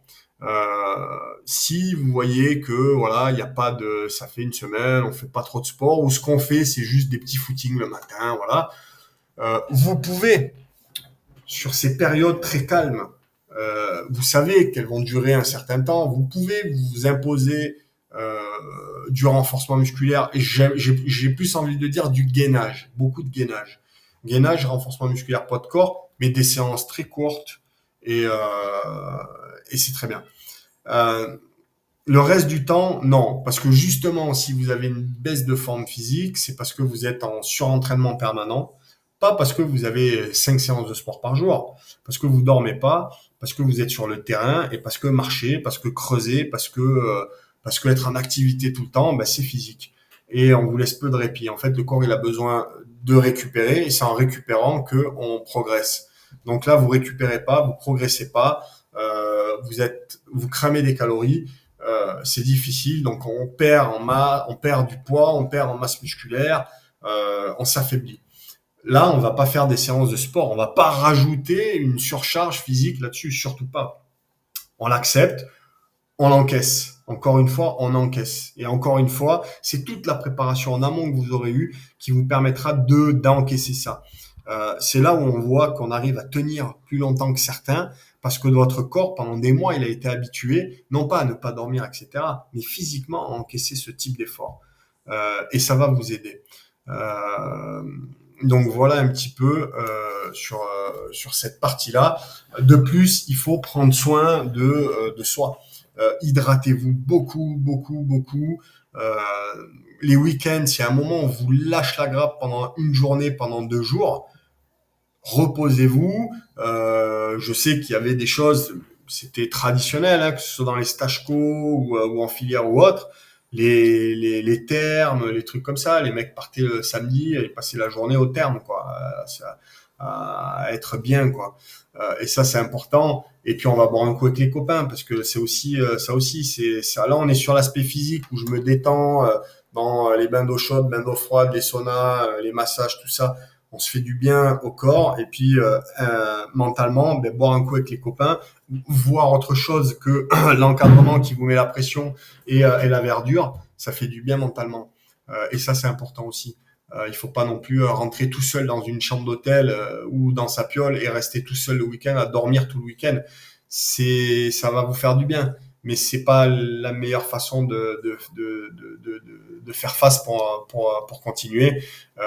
Faites des trucs qui font du bien à votre corps, reposez-vous, mais aussi sortez un petit peu, voyez autre chose. Ça, c'est important pour la gestion dans un cycle long quand on vous laisse du temps. Allez voir la famille quand vous avez du temps, quand on vous laisse le temps, s'ils sont pas loin. Sinon, ben, restez avec les copains. Il y en a toujours qui partent pas parce qu'ils habitent trop loin, parce qu'on n'a pas assez de temps pour partir. Eh bien, on trouve des moments comme ça. Euh, Yanis, salut Guillaume. Quand tu dis qu'on peut avoir un bon profil post-CSO, cela peut impacter la façon dont on sera reçu à l'entretien. Oui, ça peut impacter la façon dont on sera reçu à l'entretien, comme j'expliquais, puisque si vous avez un excellent profil qui ressort sur les CSO ou un profil moyen, l'entretien peut se dérouler de deux façons différentes. Un excellent profil, comme je vous disais, on peut se dire, ok, bon, lui, il a un bon profil. Euh, on peut vous mettre la pression. Ça veut pas dire qu'on va vous mettre la pression parce que vous avez un bon profil, hein. Mais on peut vous mettre un peu la pression parce qu'on veut, comme je disais tout à l'heure, on veut voir un petit peu ce bon profil-là, qu'est-ce qu'il donne quand il est dans l'embarras, quand c'est compliqué, qu'est-ce que ça donne. Ça peut être une situation. Quelqu'un qui est moyen aussi, on peut lui mettre la pression. On peut lui mettre la pression parce que physiquement le gars était moyen sur les tests. Bon, on lui met la pression et autant on peut se dire ouais, ben lui c'est un bon gars parce qu'on lui a mis la pression sur ses tests. Il n'a pas été bon, mais par contre on a vu que il a su, il a gardé son calme. Il a pris, il a bien validé qu'il n'avait pas été bon sur ses tests, mais en même temps, ben, le gars, il continue à s'entraîner. Et voilà, il nous montre qu'il est hyper motivé. Voilà, c'est le moment de montrer que vous êtes hyper motivé. De toute façon, ça, on en parle quand on prépare l'entretien, tout ça, en fonction de votre profil, de comment se sont passés vos tests, de la situation. On aborde ces sujets-là, qui sont très importants. Mais en effet, un recruteur, il a un dossier, et généralement, dans ce dossier, il a des avis, un avis de vos tests CSO en règle générale, des tests psychométriques notamment, qui vous attribuent un profil, et ce profil-là qui peut être complètement en phase ou moyennement en phase. S'il n'est pas du tout en phase, généralement, vous n'êtes pas reçu à l'entretien. Donc voilà. Paul, connais-tu la préparation militaire leadership? Il me semble que ça existe depuis peu, et si oui, qu'en penses-tu? Alors là, je vais te donner un avis qu'il faut prendre, enfin qui va être très clair. Je connais pas la préparation militaire leadership. J'ai jamais entendu parler. Je vais me renseigner. Ça m'étonnerait pas que ça existe. C'est plutôt plutôt à mon avis je vois pas trop pourquoi ils auraient fait ce truc-là. Peut-être pour les sous-offres ou les officiers, pour ceux qui veulent faire sous-offres ou officiers, je sais pas, peut-être pour les mettre dans des situations de leader et voir comment on réagit, comment on est leader dans un groupe. Voilà, peut-être on vous met volontairement dans ces situations-là pour voir un petit peu comment gérer le leadership, comment se passe le leadership. Et pourquoi pas, tout est possible, ça m'étonnerait pas. Mais je vais rien te dire là-dessus parce que je suis pas au courant de ça. Baptiste, est-ce que la semaine sortir de sa zone de confort niveau 2 est l'équivalent d'une semaine co, mais sans instructeur? Non, il y a des choses qui sont similaires et des choses qui ne sont pas similaires. Alors, qu'est-ce qui est similaire? L'ensemble est un petit peu similaire. Quand je parle de l'ensemble, je parle encore une fois du manque de sommeil, de la rusticité, les manques de repas, l'apprentissage théorique, les marches qui sont assez fréquentes, etc. Tout ça, c'est des choses que vous retrouvez dans une semaine dans un stage co. Cependant, en effet, vous n'avez pas d'instructeur. Mais ça veut dire qu'on ne vous met pas la pression. Personne ne vous met la pression. Moi, je vous mets pas la pression. À la différence, par contre, vous êtes seul. Donc, quand on est très fatigué, on se réveille. Les problèmes qu'on rencontre souvent, c'est j'ai pas entendu mon réveil ou je l'ai entendu et en fait, je me suis réveillé 2 heures après et je m'en veux, etc., etc. C'est plus difficile quand on est seul, ça, à gérer. Quand vous êtes en groupe, même hyper fatigué, quand il y a un réveil, tout le monde se lève, vous voulez aussi. Hein, de toute façon, il n'y a pas de souci. Vous n'êtes pas tout seul. Quand je suis dans la difficulté, que je suis en groupe, je suis pas tout seul. Là, si vous êtes dans la difficulté, vous êtes tout seul. Donc ça, c'est plus difficile à gérer. A contrario, ben, vous n'avez pas la pression, quelqu'un qui vous met la pression sur le dos, et ça, ben, c'est quand même un élément à prendre en compte. Donc c'est quand même beaucoup plus facile vis-à-vis sur ce point-là. Donc il y a des équivalences, il y a des choses différentes, hein, en l'occurrence ce que je vous ai dit un petit peu. Et puis ensuite, qu'est-ce qui est encore différent? Ça va être le niveau de difficulté. Un stage co, quand vous êtes sur un stage co, vous êtes sur la partie aquatique, que c'est l'hiver, vous êtes trempé toute la semaine, vous allez dans l'eau, elle fait 8 degrés, moins de 8 degrés des fois, enfin elle est très froide, c'est compliqué. Là, vous prenez des douches froides. Ouais, ok, là, moi je serais content de prendre des douches froides à 2 heures du matin avec les 40 degrés qu'il fait dehors. Bon, en hiver, s'il caille, j'avoue, on est plus dedans. Là, la douche froide, je vais pas dire que c'est du confort, hein, je rentre dans du confort et pas je sors pas de ma zone de confort. Mais bon, c'est malheureusement, c'est comme ça. Mais voilà, ça dépend. Il y a beaucoup de critères qui rentrent en compte. Euh, mais voilà. Ambroise, il y a combien de stages co pendant la filière? De combien de temps sont-ils? Écoute, ça change assez régulièrement. Pas dire assez régulièrement, mais je vais pas pouvoir te répondre précisément en te disant il y a un stage co généralement. Il y en a un sur la fin de filière, pseudo stage co ou qui se passe, je crois, à Djibouti.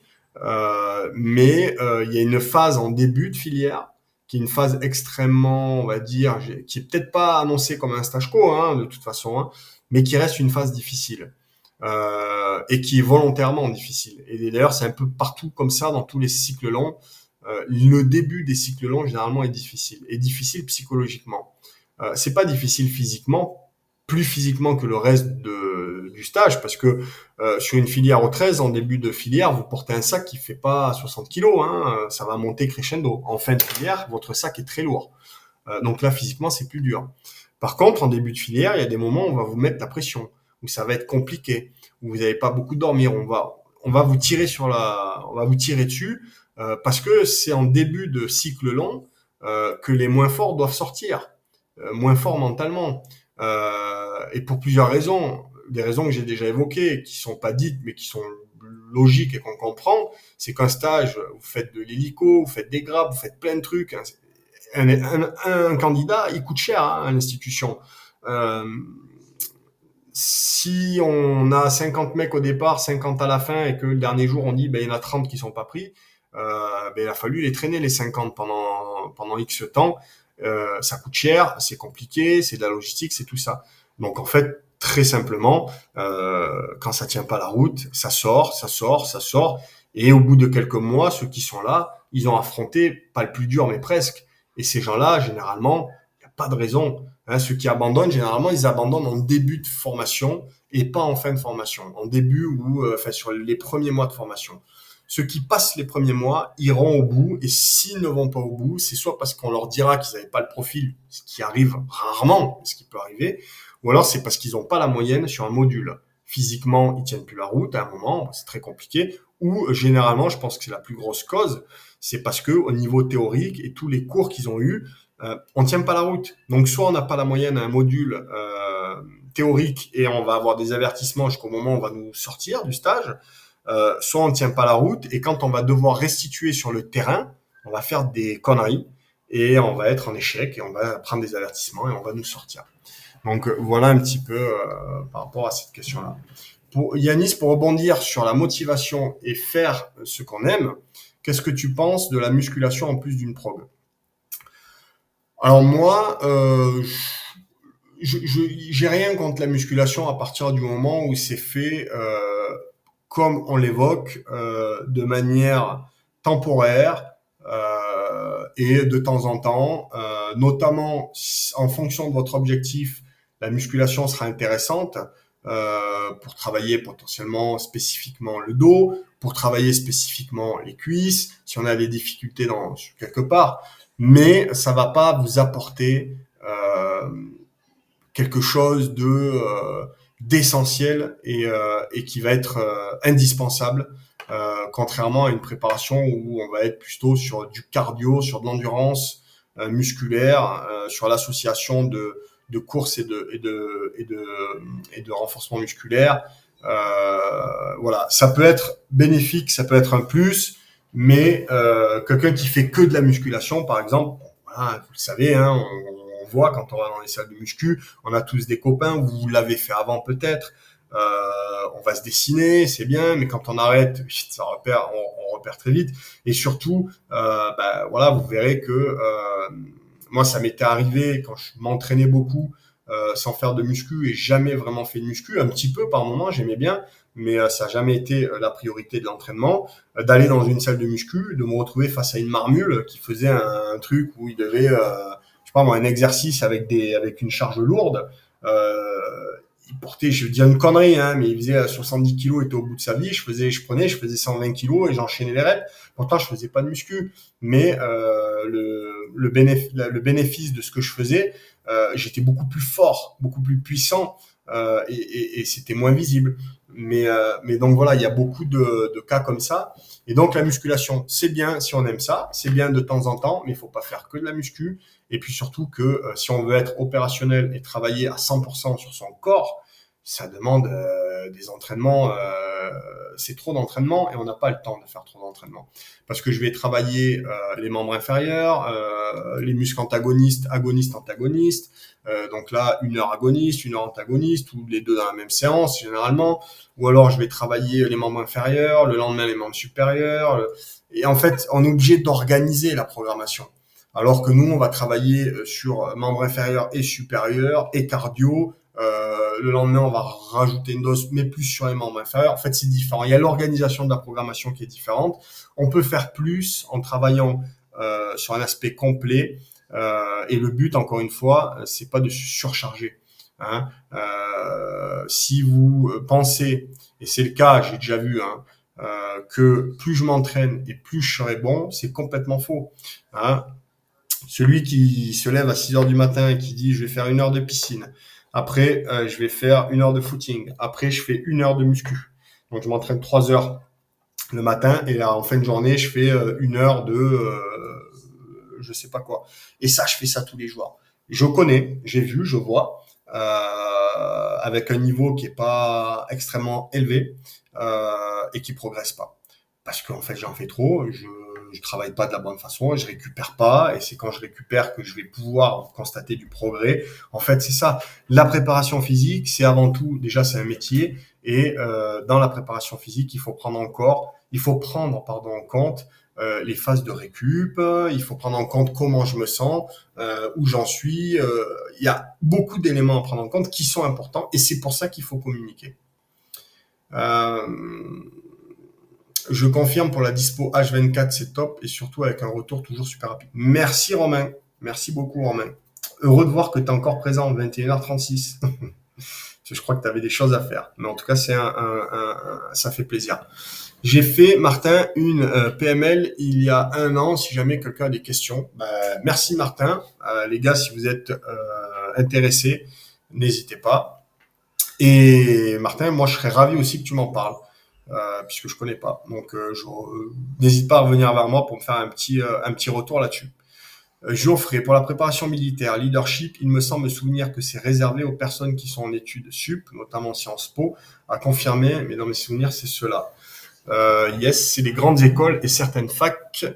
Est-ce qu'il faut un... Donc, merci Geoffrey, Martin, de partager ça déjà là. Ça permet d'éclaircir un petit peu. Et depuis, je ne connaissais pas encore une fois. Victor, est-ce qu'il faut un bon niveau en natation ou savoir faire la brasse, ça suffit? Alors, avoir un bon niveau en natation, je dirais pas oui. Par contre, il faut avoir un niveau très correct. Alors, on est à la limite entre bon niveau et très correct. Et ça dépend à quel moment. pour votre formation, jusqu'à votre intégration, on vous demande pas d'avoir un niveau en natation. On vous demande de donner une attestation, vous savez nager 100 mètres. Très bien. Vous allez faire une formation initiale, vous allez avoir de la natation peut-être une fois par semaine, on vous fait des cours de natation, vous nagez.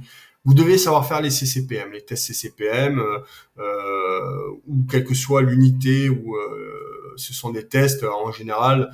Il faut savoir nager 100 mètres, il faut pas mettre 3 heures, il faut savoir faire au moins 10 ou 15 mètres en apnée. Voilà, c'est un peu ce qu'on vous demande. Cependant, quand vous allez sur un cycle long, et c'est pour ça que dans chacune des progs que vous recevez, vous avez systématiquement 2 séances, une séance de natation et d'apnée, qui sont simultanées, et une séance d'aisance aquatique. Parce que quand vous ferez un cycle long, un stage co, peu importe, vous aurez une phase aquatique. Et la phase aquatique, on ne vous fera pas nager tranquillement, un chrono sur 300 mètres, en crawl, on s'en fout de ça.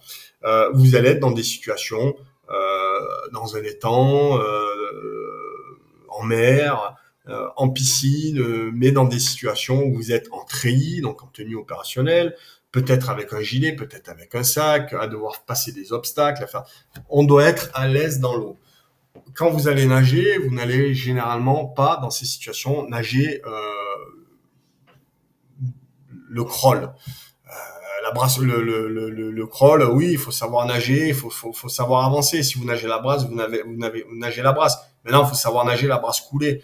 Il faut pas ne savoir que nager la brasse avec la tête hors de l'eau comme dans la 7e compagnie.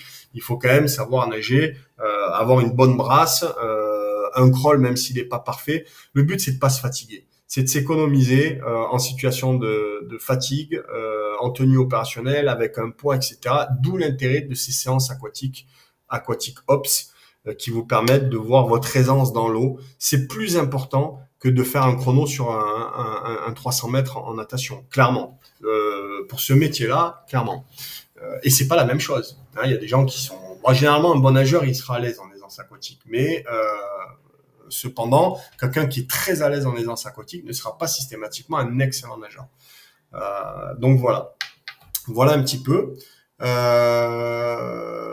Pour ceux qui me connaissent pas, bonsoir Augustin Gallet, désolé pour le pseudo, ce que j'allais dire Carnage, j'allais dire mais c'est qui Carnage, mais c'est toi Augustin, ok. Sinon Guillaume, question plutôt matos, comment se passe la gestion des munitions en OPEX et répartition dans le sac? Eh bien, ça dépend. Déjà, ça dépend de l'unité, ça dépend des missions, etc. Perso, moi sur mes missions, qui étaient dans un contexte qui va être un peu différent du contexte FS, plutôt contexte services spéciaux dans mon milieu à moi, il y a déjà cette question de, alors ça va être un peu spécifique et technique ce sujet-là, hein, il y a déjà cette question de comment je pars en mission, est-ce que je pars sur un vol militaire où je peux emporter tout le matos que je veux, est-ce que je pars sur un vol civil ou un vol où je vais passer différentes frontières où je vais devoir emporter quelque chose. Est-ce que je pars en tant que clandestin, pas clandestin? Enfin, il y a plein de questions. On va essayer de rester très très basique. Les mules déjà. Est-ce que quand on part, ça dépend. Certains sont quand même soumis. Alors en mission, on est quand même, il y a quand même il y a du matos, hein, il y a des mules, il y a tout ce qu'il faut. Donc généralement, c'est pas trop un problème. Je pense que c'est plutôt le sens de ta question, que je me m'écarte pas trop. La gestion des mules en OPEX. Quand tu es en OPEX, il y a des munitions. Il y a des munitions et en fait, la gestion des munitions, la répartition. Déjà, c'est pas forcément, tu vas en avoir dans le sac, mais tu vas surtout en avoir sur toi des munitions. Parce que la mune, elle doit être accessible rapidement, les chargeurs, etc., sur ton gilet. Donc voilà, je sais pas trop quoi te dire par rapport à ça, au niveau de la répartition dans le sac. Après, bien entendu, dans le sac, t'imagines bien que, mais ça paraît logique, hein, les munes, c'est pas en fond de sac, hein, toutes ces choses-là, ça sert en situation d'urgence, c'est quelque chose qu'on doit avoir accès immédiatement. Donc, ça doit être très très rapide. Si tu as besoin de munitions, c'est pas en fond de sac ou des choses comme ça, quoi. après voilà, c'est des choses logiques, mais après c'est très personnel et ça dépend de le la mission que tu vas faire, l'unité dans laquelle tu es, le contexte dans lequel tu pars. Il y a beaucoup de critères qui font que il pourrait y avoir beaucoup de réponses différentes. Mais généralement, il faut penser munitions à proximité sur l'homme. Et après, on étudie en fonction de où je vais, ce que je vais faire. Ben, après, je vais pas rentrer dans ce détail-là, mais qu'est-ce que je prends comme munitions, etc., etc. Est-ce que c'est facile de tomber malade en stage? Et est-ce que ça peut être synonyme d'échec? Alors facile de tomber malade en stage. Non, j'ai envie de te dire, c'est comme quand t'es pas en stage, hein, tu tombes malade quand tu tombes malade. Maintenant, clairement, ça, je pense que moi, c'est quelque chose que j'ai constaté. Quand tu es à la maison, quand tu es dans ton confort quotidien, tu tombes plus souvent malade que quand tu es habitué à sortir de ta zone de confort. Quand tu fais un stage co qui fait l'hiver, qui fait très froid pendant très longtemps, eh bien, bizarrement, on tombe pas malade. Moi, j'ai vu personne tomber malade, j'ai vu personne choper la grippe, j'ai vu personne être malade, en fait. On tombe pas malade. Le corps s'adapte, le corps se renforce, et en fait, on devient très fort de ce côté-là. Donc, ça arrive rarement. Maintenant, il y a malade et malade. Tu peux choper, si c'est en jungle ou autre, une saloperie, des problèmes d'intestin, enfin plein de trucs qui peuvent te mettre hors service, hors stage, parce que là, clairement, c'est pas discutable. Synonyme d'échec, ça dépend. Euh, Ça dépend. Ça dépend de l'encadrement, ça dépend de la durée où tu vas être sorti du stage, ça dépend du moment du stage. Si tu es sorti pendant 3 jours et que c'est pas 3 jours essentiels, on peut te dire ok, tu reprends et tu reprends d'une main de fer. Par contre, si tu es sur la fin et qu'il y a on va dire l'évaluation, etc., et que tu zappes 3 jours, ben, potentiellement tu seras échec. En fait, ça dépend. Je peux pas te dire oui ou non, mais les deux sont possibles. Baptiste, comment se gère la chaleur durant une marche ou travail de séquence? On fait avec avoir du sucre sur soi, beaucoup d'eau. Ben écoute, la chaleur, c'est pas comme le froid. Tu le gères avec en n'allant pas en plein cagnard. En fait, tu vas pas faire une séance en plein cagnard, te dire allez, je vais m'entraîner en pleine chaleur, etc. Ça va pas être bénéfique. Tu risques juste de faire un coup de chaleur. Tu vas pas être forcément performant. Il y a des limites, bien sûr. Hein. C'est pas non plus dès qu'il fait un peu chaud, se dire oulala, attention, je vais pas m'entraîner, il fait trop chaud. Il y a quand même des limites. Ce sera pas forcément bénéfique. On doit faire face. Il faut s'hydrater, ça c'est la base. S'hydrater avant, s'hydrater pendant, s'hydrater, se protéger du soleil maximum. Mais il faut pas croire que, comme ça peut l'être avec le froid, avec la chaleur, c'est différent. On va pas se mettre en plein cagnard et faire un effort à se dire jusqu'où je peux tenir. Euh, c'est pas, on va pas s'adapter forcément de cette façon-là. Il y a plus de risques. Il faut faire attention. Donc, s'hydrater. Le sucre, je dirais pas toujours, pourquoi pas un petit peu, hein, sur un moment où on part un petit peu, où on n'est pas très bien, etc. Une hypoglycémie ou quelque chose comme ça. Mais l'eau, c'est l'essentiel. Chaleur, qui dit chaleur dit transpiration. Donc perte d'eau. Le corps est constitué essentiellement d'eau. Il faut boire, boire, boire, boire. Tant qu'on boit, tant qu'on est hydraté, ça se passe bien. Donc voilà. Max, pendant une formation protection rapprochée, comment tu gères des fois l'attente qui peut parfois être assez longue? S'ils font exprès de te faire attendre plusieurs heures, ton autorité, tout en restant attentif. Bah, déjà, que ce soit sur une formation ou pas, en protec, l'attente, oui, elle peut être parfois très longue. Que ce soit formation ou pas formation, tu dois rester attentif. C'est la difficulté du métier, c'est d'être attentif. Maintenant, il faut savoir aussi, dans ce métier-là, on ne peut pas être dans l'attention. On va donner plusieurs niveaux d'attention. On va parler du vert, du orange et du rouge. Le rouge, c'est vraiment, je suis hyper attentif parce que potentiellement, il se passe quelque chose où ça peut partir en sucette parce que je suis dans un contexte qui est craignos, ou je suis dans un endroit qui est complètement safe. Il n'y a pas de raison qu'il se passe quelque chose. Mon autorité et dans un appartement chez quelqu'un avec une entrée à code, la voiture est garée devant, etc. Bon, je suis pas dans le rouge, hein, je suis pas là en train de, je suis attentif à l'environnement, mais ça se passe bien. Je suis plus attentif à la porte, je suis attentif un petit peu à l'environnement, mais ça va, c'est différent. Donc il faut savoir en fonction du lieu où tu te trouves, savoir mettre le degré d'attention qui va bien.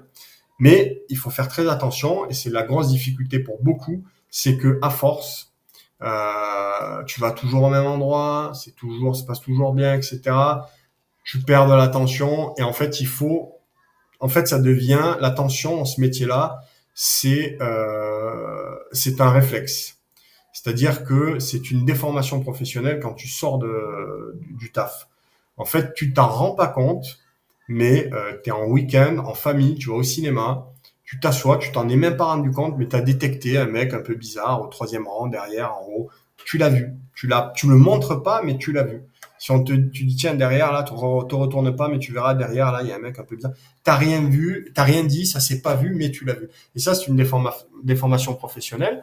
Mais finalement, c'est pas de la parano, parce que certains te disent, ouais, mais putain, t'es devenu parano avec ce taf. Absolument pas, puisque ça t'impacte pas. En fait, c'est comme ça, tu l'as vu, comme quand tu traverses la route, tu regardes à droite, à gauche.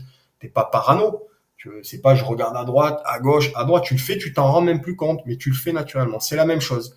Donc, donc voilà, en fait, là, il n'y a pas de. Je reprends un peu la question. Tac, tac, tac. Comment tu gères des fois l'attente qui peut parfois être assez longue? Bah, en fait, l'attente, oui, comment on la gère? Bah, tu la gères. Encore une fois, ça dépend du contexte. Après, tu peux, si tu es vraiment en mode. Voilà.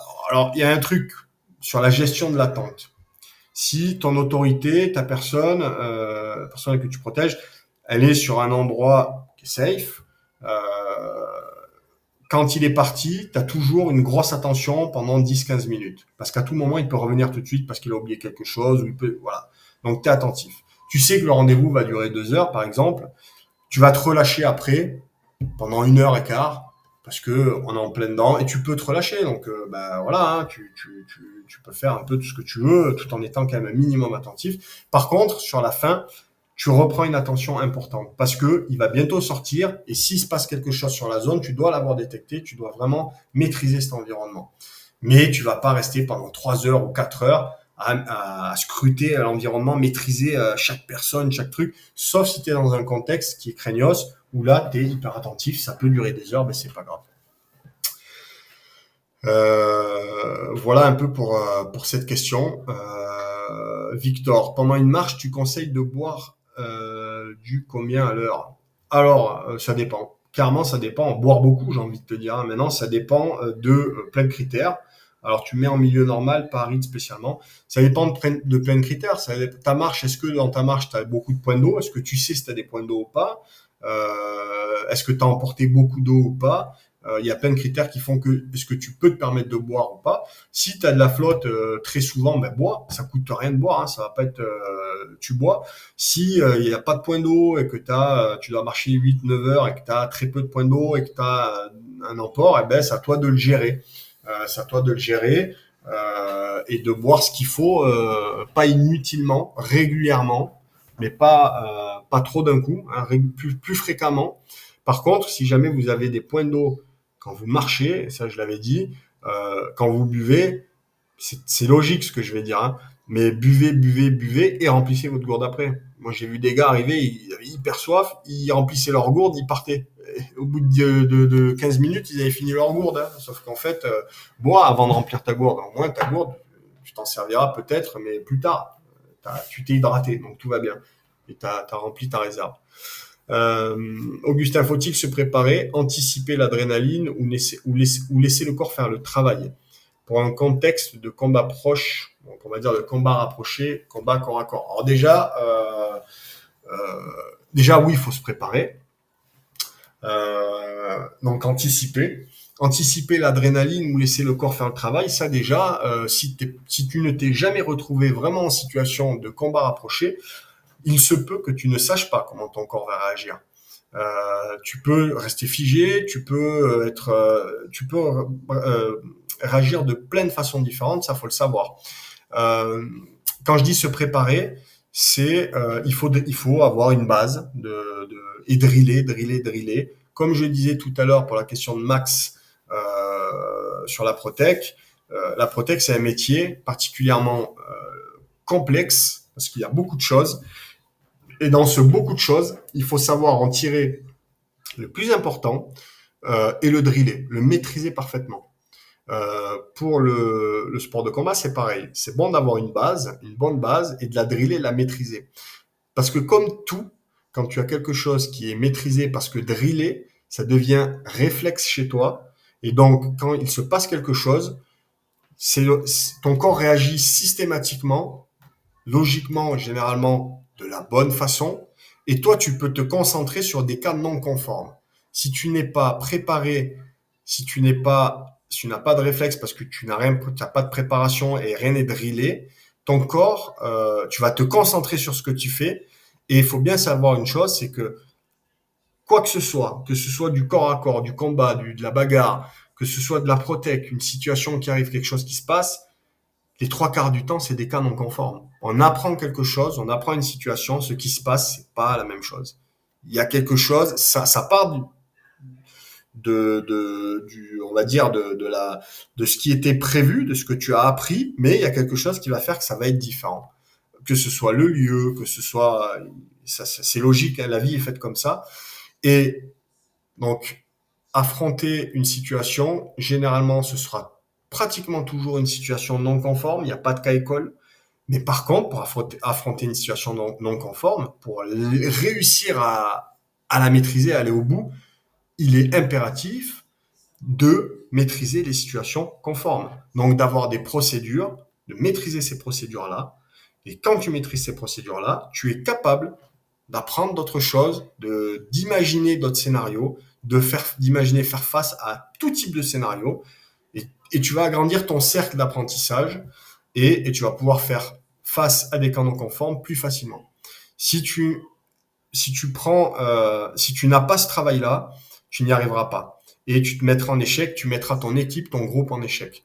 D'où l'importance, quel que soit le milieu, le job que vous allez faire, vous aurez une fois intégré votre compagnie, votre groupe ou autre, vous allez avoir une spécialité, vous allez avoir des procédures à maîtriser. Il faudra les maîtriser individuellement pour vous et pour votre équipe. Euh, Ça va devenir un peu réflexe, ça va être votre quotidien. Et ça, c'est très important parce que si vous faites l'impasse là-dessus, parce que ça vous fatigue ou autre, vous mettez votre vie en danger, la vie de vos camarades en danger. C'est pour ça que vous êtes évalué de temps en temps sur des procédures. C'est pour ça que voilà, qu'il y a une vie de groupe et qu'on s'observe entre nous et qu'on fait en sorte que chacun d'entre nous on soit en mesure de voilà, c'est ce qui donne la motivation et ce qui nous permet de nous entraîner régulièrement, d'essayer toujours d'aller de l'avant, etc. Paul, le conseilles-tu de passer la licence de tir avant de rentrer en formation et de driller et pratiquer, principalement à l'arme de poing de ce fait? Pourquoi pas? Si vous avez du temps, si ça vous plaît, si vous avez la possibilité de le faire, faites-le. C'est toujours intéressant, puisque de toute façon, vous allez devoir faire face à prendre, hein, vous allez travailler, vous allez tirer, etc. Donc encore une fois, ça sera quelque chose de maîtrisé en partie, vous serez à l'aise avec une arme. Et puis, ce qu'il faut savoir aussi, si vous êtes en activité gendarme, policier, même militaire, hein, il faut pas se dire si je veux progresser en tir, parce que là, ce que tout le monde se dit, ce qui n'est pas faux pour beaucoup, hein, pour les unités non opérationnelles, on va dire FS ou autres, il y a une limitation au niveau des cartouches. Les mecs tirent à 30 cartouches par an pour certains dans la police ou la gendarmerie, c'est très peu. Ou sur des séances de tir, on est très limité. Ok, d'accord. Cependant, si vous vous contentez de ça et que vous restez sur ce sort en disant ouais, ben bon, moi je suis pas très bon parce que je tire jamais et en même temps on nous permet pas de tirer. Je l'entends. Cependant, vous pouvez très bien faire du drill à sec, travailler avec une arme factice ou une arme de service, mais en faisant bien attention, bien entendu, hein, euh, de travailler en sécurité, sans munitions, mais de driller. Et ça, c'est hyper important. C'est hyper important de driller. Le drill, c'est la base, encore une fois, surtout avec une arme. Et attention, drillez correctement. Si vous ne maîtrisez pas, faites-vous corriger. Faites-vous corriger, et si c'est OK, drillez. Et vous verrez qu'est-ce qui va changer, c'est que vous allez mettre une mune dans votre arme, et après, c'est un autre travail que vous ne pouvez pas forcément faire. Ça va être le travail sur la pression de la queue de détente, ou voilà, il y a plein de petites choses comme ça, ou sur le tir, la précision, parce que c'est bien de driller, c'est bien d'être bon en tir, mais il faut être rapide et il faut mettre en cible. C'est les deux choses à prendre en compte. Je dois être très rapide dans ce que je fais, propre dans ce que je fais, et mettre en cible.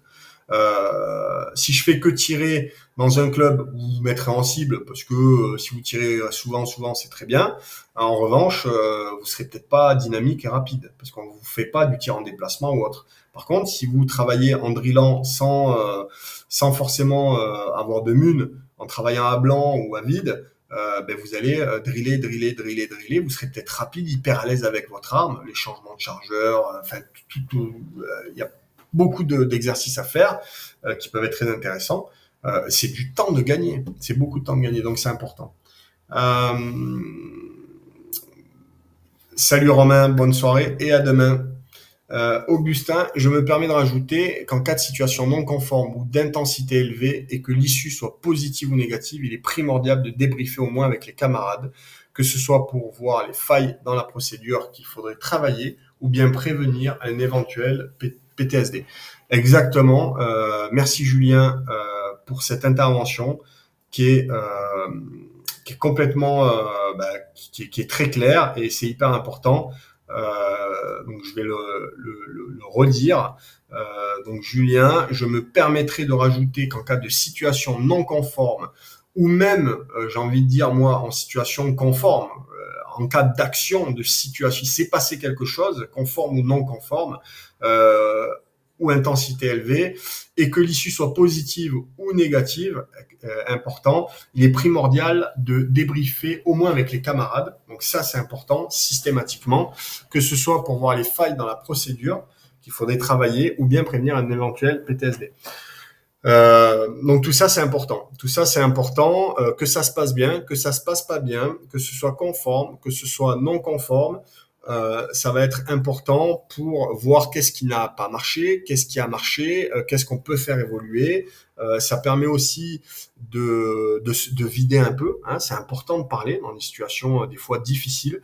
Eh bien, c'est hyper important d'échanger avec le groupe, avec les autres, librement sur comment on a ressenti les choses, d'échanger à chaud et d'échanger à froid. Les deux sont importants. Donc tout ça, c'est important parce que c'est pas bon de garder les choses pour soi, parce que ça travaille, et après ça peut amener à un syndrome au PTSD, et donc du coup c'est ce qu'on le voit de plus en plus. Et donc voilà, donc c'est important de parler et de le faire tout de suite, et de le faire en priorité avec ses camarades. Après, vous avez parfois sur des manips ou autres, ou en fonction des situations, des psys qui sont là aussi pour parler avec vous en fonction des situations. Alors ça n'arrive pas forcément quand c'est un truc, enfin si, quand c'est un truc qui se passe bien aussi, mais surtout quand ça se passe mal. Donc voilà. Donc tout ça, c'est important. Donc merci Julien pour cette intervention. Voilà, je crois qu'on a fait, je crois qu'on est toujours bien calé, hein. À chaque fois, on a commencé à 8h30, les 10h30, ça fait 2 heures. J'ai enregistré, ça risque d'être un peu lourd, mais pour ceux qui n'étaient pas là, il y en a pas mal qui m'ont dit qu'ils n'étaient pas là, je leur enverrai. Je vous l'enverrai à tous d'ailleurs, hein, c'est toujours bon. J'ai fait une petite, j'avais une chaîne YouTube perso, j'ai dû mettre une vidéo, donc j'ai mis une vidéo. Je pense que je mettrai peut-être plus tard les webinaires en MP3 sur cette chaîne YouTube. Ça vous permettra de les réécouter si besoin. Donc voilà. Eh bien, écoutez, je vais pas vous retarder plus longtemps. Merci encore pour votre implication, votre participation. C'est toujours un plaisir de voir que vous êtes aussi nombreux, est toujours présent. Merci pour votre motivation, votre persévérance, votre détermination à l'entraînement et à tout le reste. Euh, S'il y en a certains d'entre vous qui passent dans le Vaucluse, n'hésitez pas à me dire, à passer me voir. Julien, je crois que tu vas passer bientôt, on va peut-être se voir. J'en ai vu certains d'entre vous qui sont passés me voir à la maison. C'était cool. Je vais en voir d'autres, donc c'est cool, ça me fait toujours plaisir. J'organiserai. Alors, je voulais le faire cet été, mais ça va être compliqué. Dernière chose, rapidement, j'organiserai. Alors, ça sera l'année prochaine, hein, où on verra. Je ferai un week-end Coez. Tous les mecs qui sont sur le mentoring, même les anciens, sur 2 jours, petite rando, barbecue, nuit en bivouac entre nous, en tente tranquille, pour discuter, échanger, peut-être avec des mecs qui sont déjà en unité depuis quelques temps, qui seront peut-être présents, vous rencontrer. Enfin voilà, un moment sympa. J'essaierai de monter un truc comme ça, et de faire ça chaque année. Donc voilà, pour ceux qui seront encore présents dans quelques mois, voilà. Bon, eh bien écoutez, sur ce, une bonne soirée à vous tous, et puis à la prochaine. Prochain webinaire normalement, webinaire retour d'expérience de Romain qui a fait l'ascension du Mont Blanc avec une prépa opérationnelle. Romain qui n'est pas du tout du milieu militaire, qui est civil. Et du coup, on a eu une préparation un peu spécifique ensemble pour ça. Il a vécu une ascension assez particulière aussi. Et donc, il y a un super retour d'expérience. Donc, on fera un petit webinaire. Ça sera peut-être sur Insta et en live, en direct. Et puis sinon, ben, après, je vous donnerai les thèmes des prochains webinaires. Et puis voilà. Eh bien, écoutez, merci à tous. Très bonne soirée à vous et à bientôt. Salut!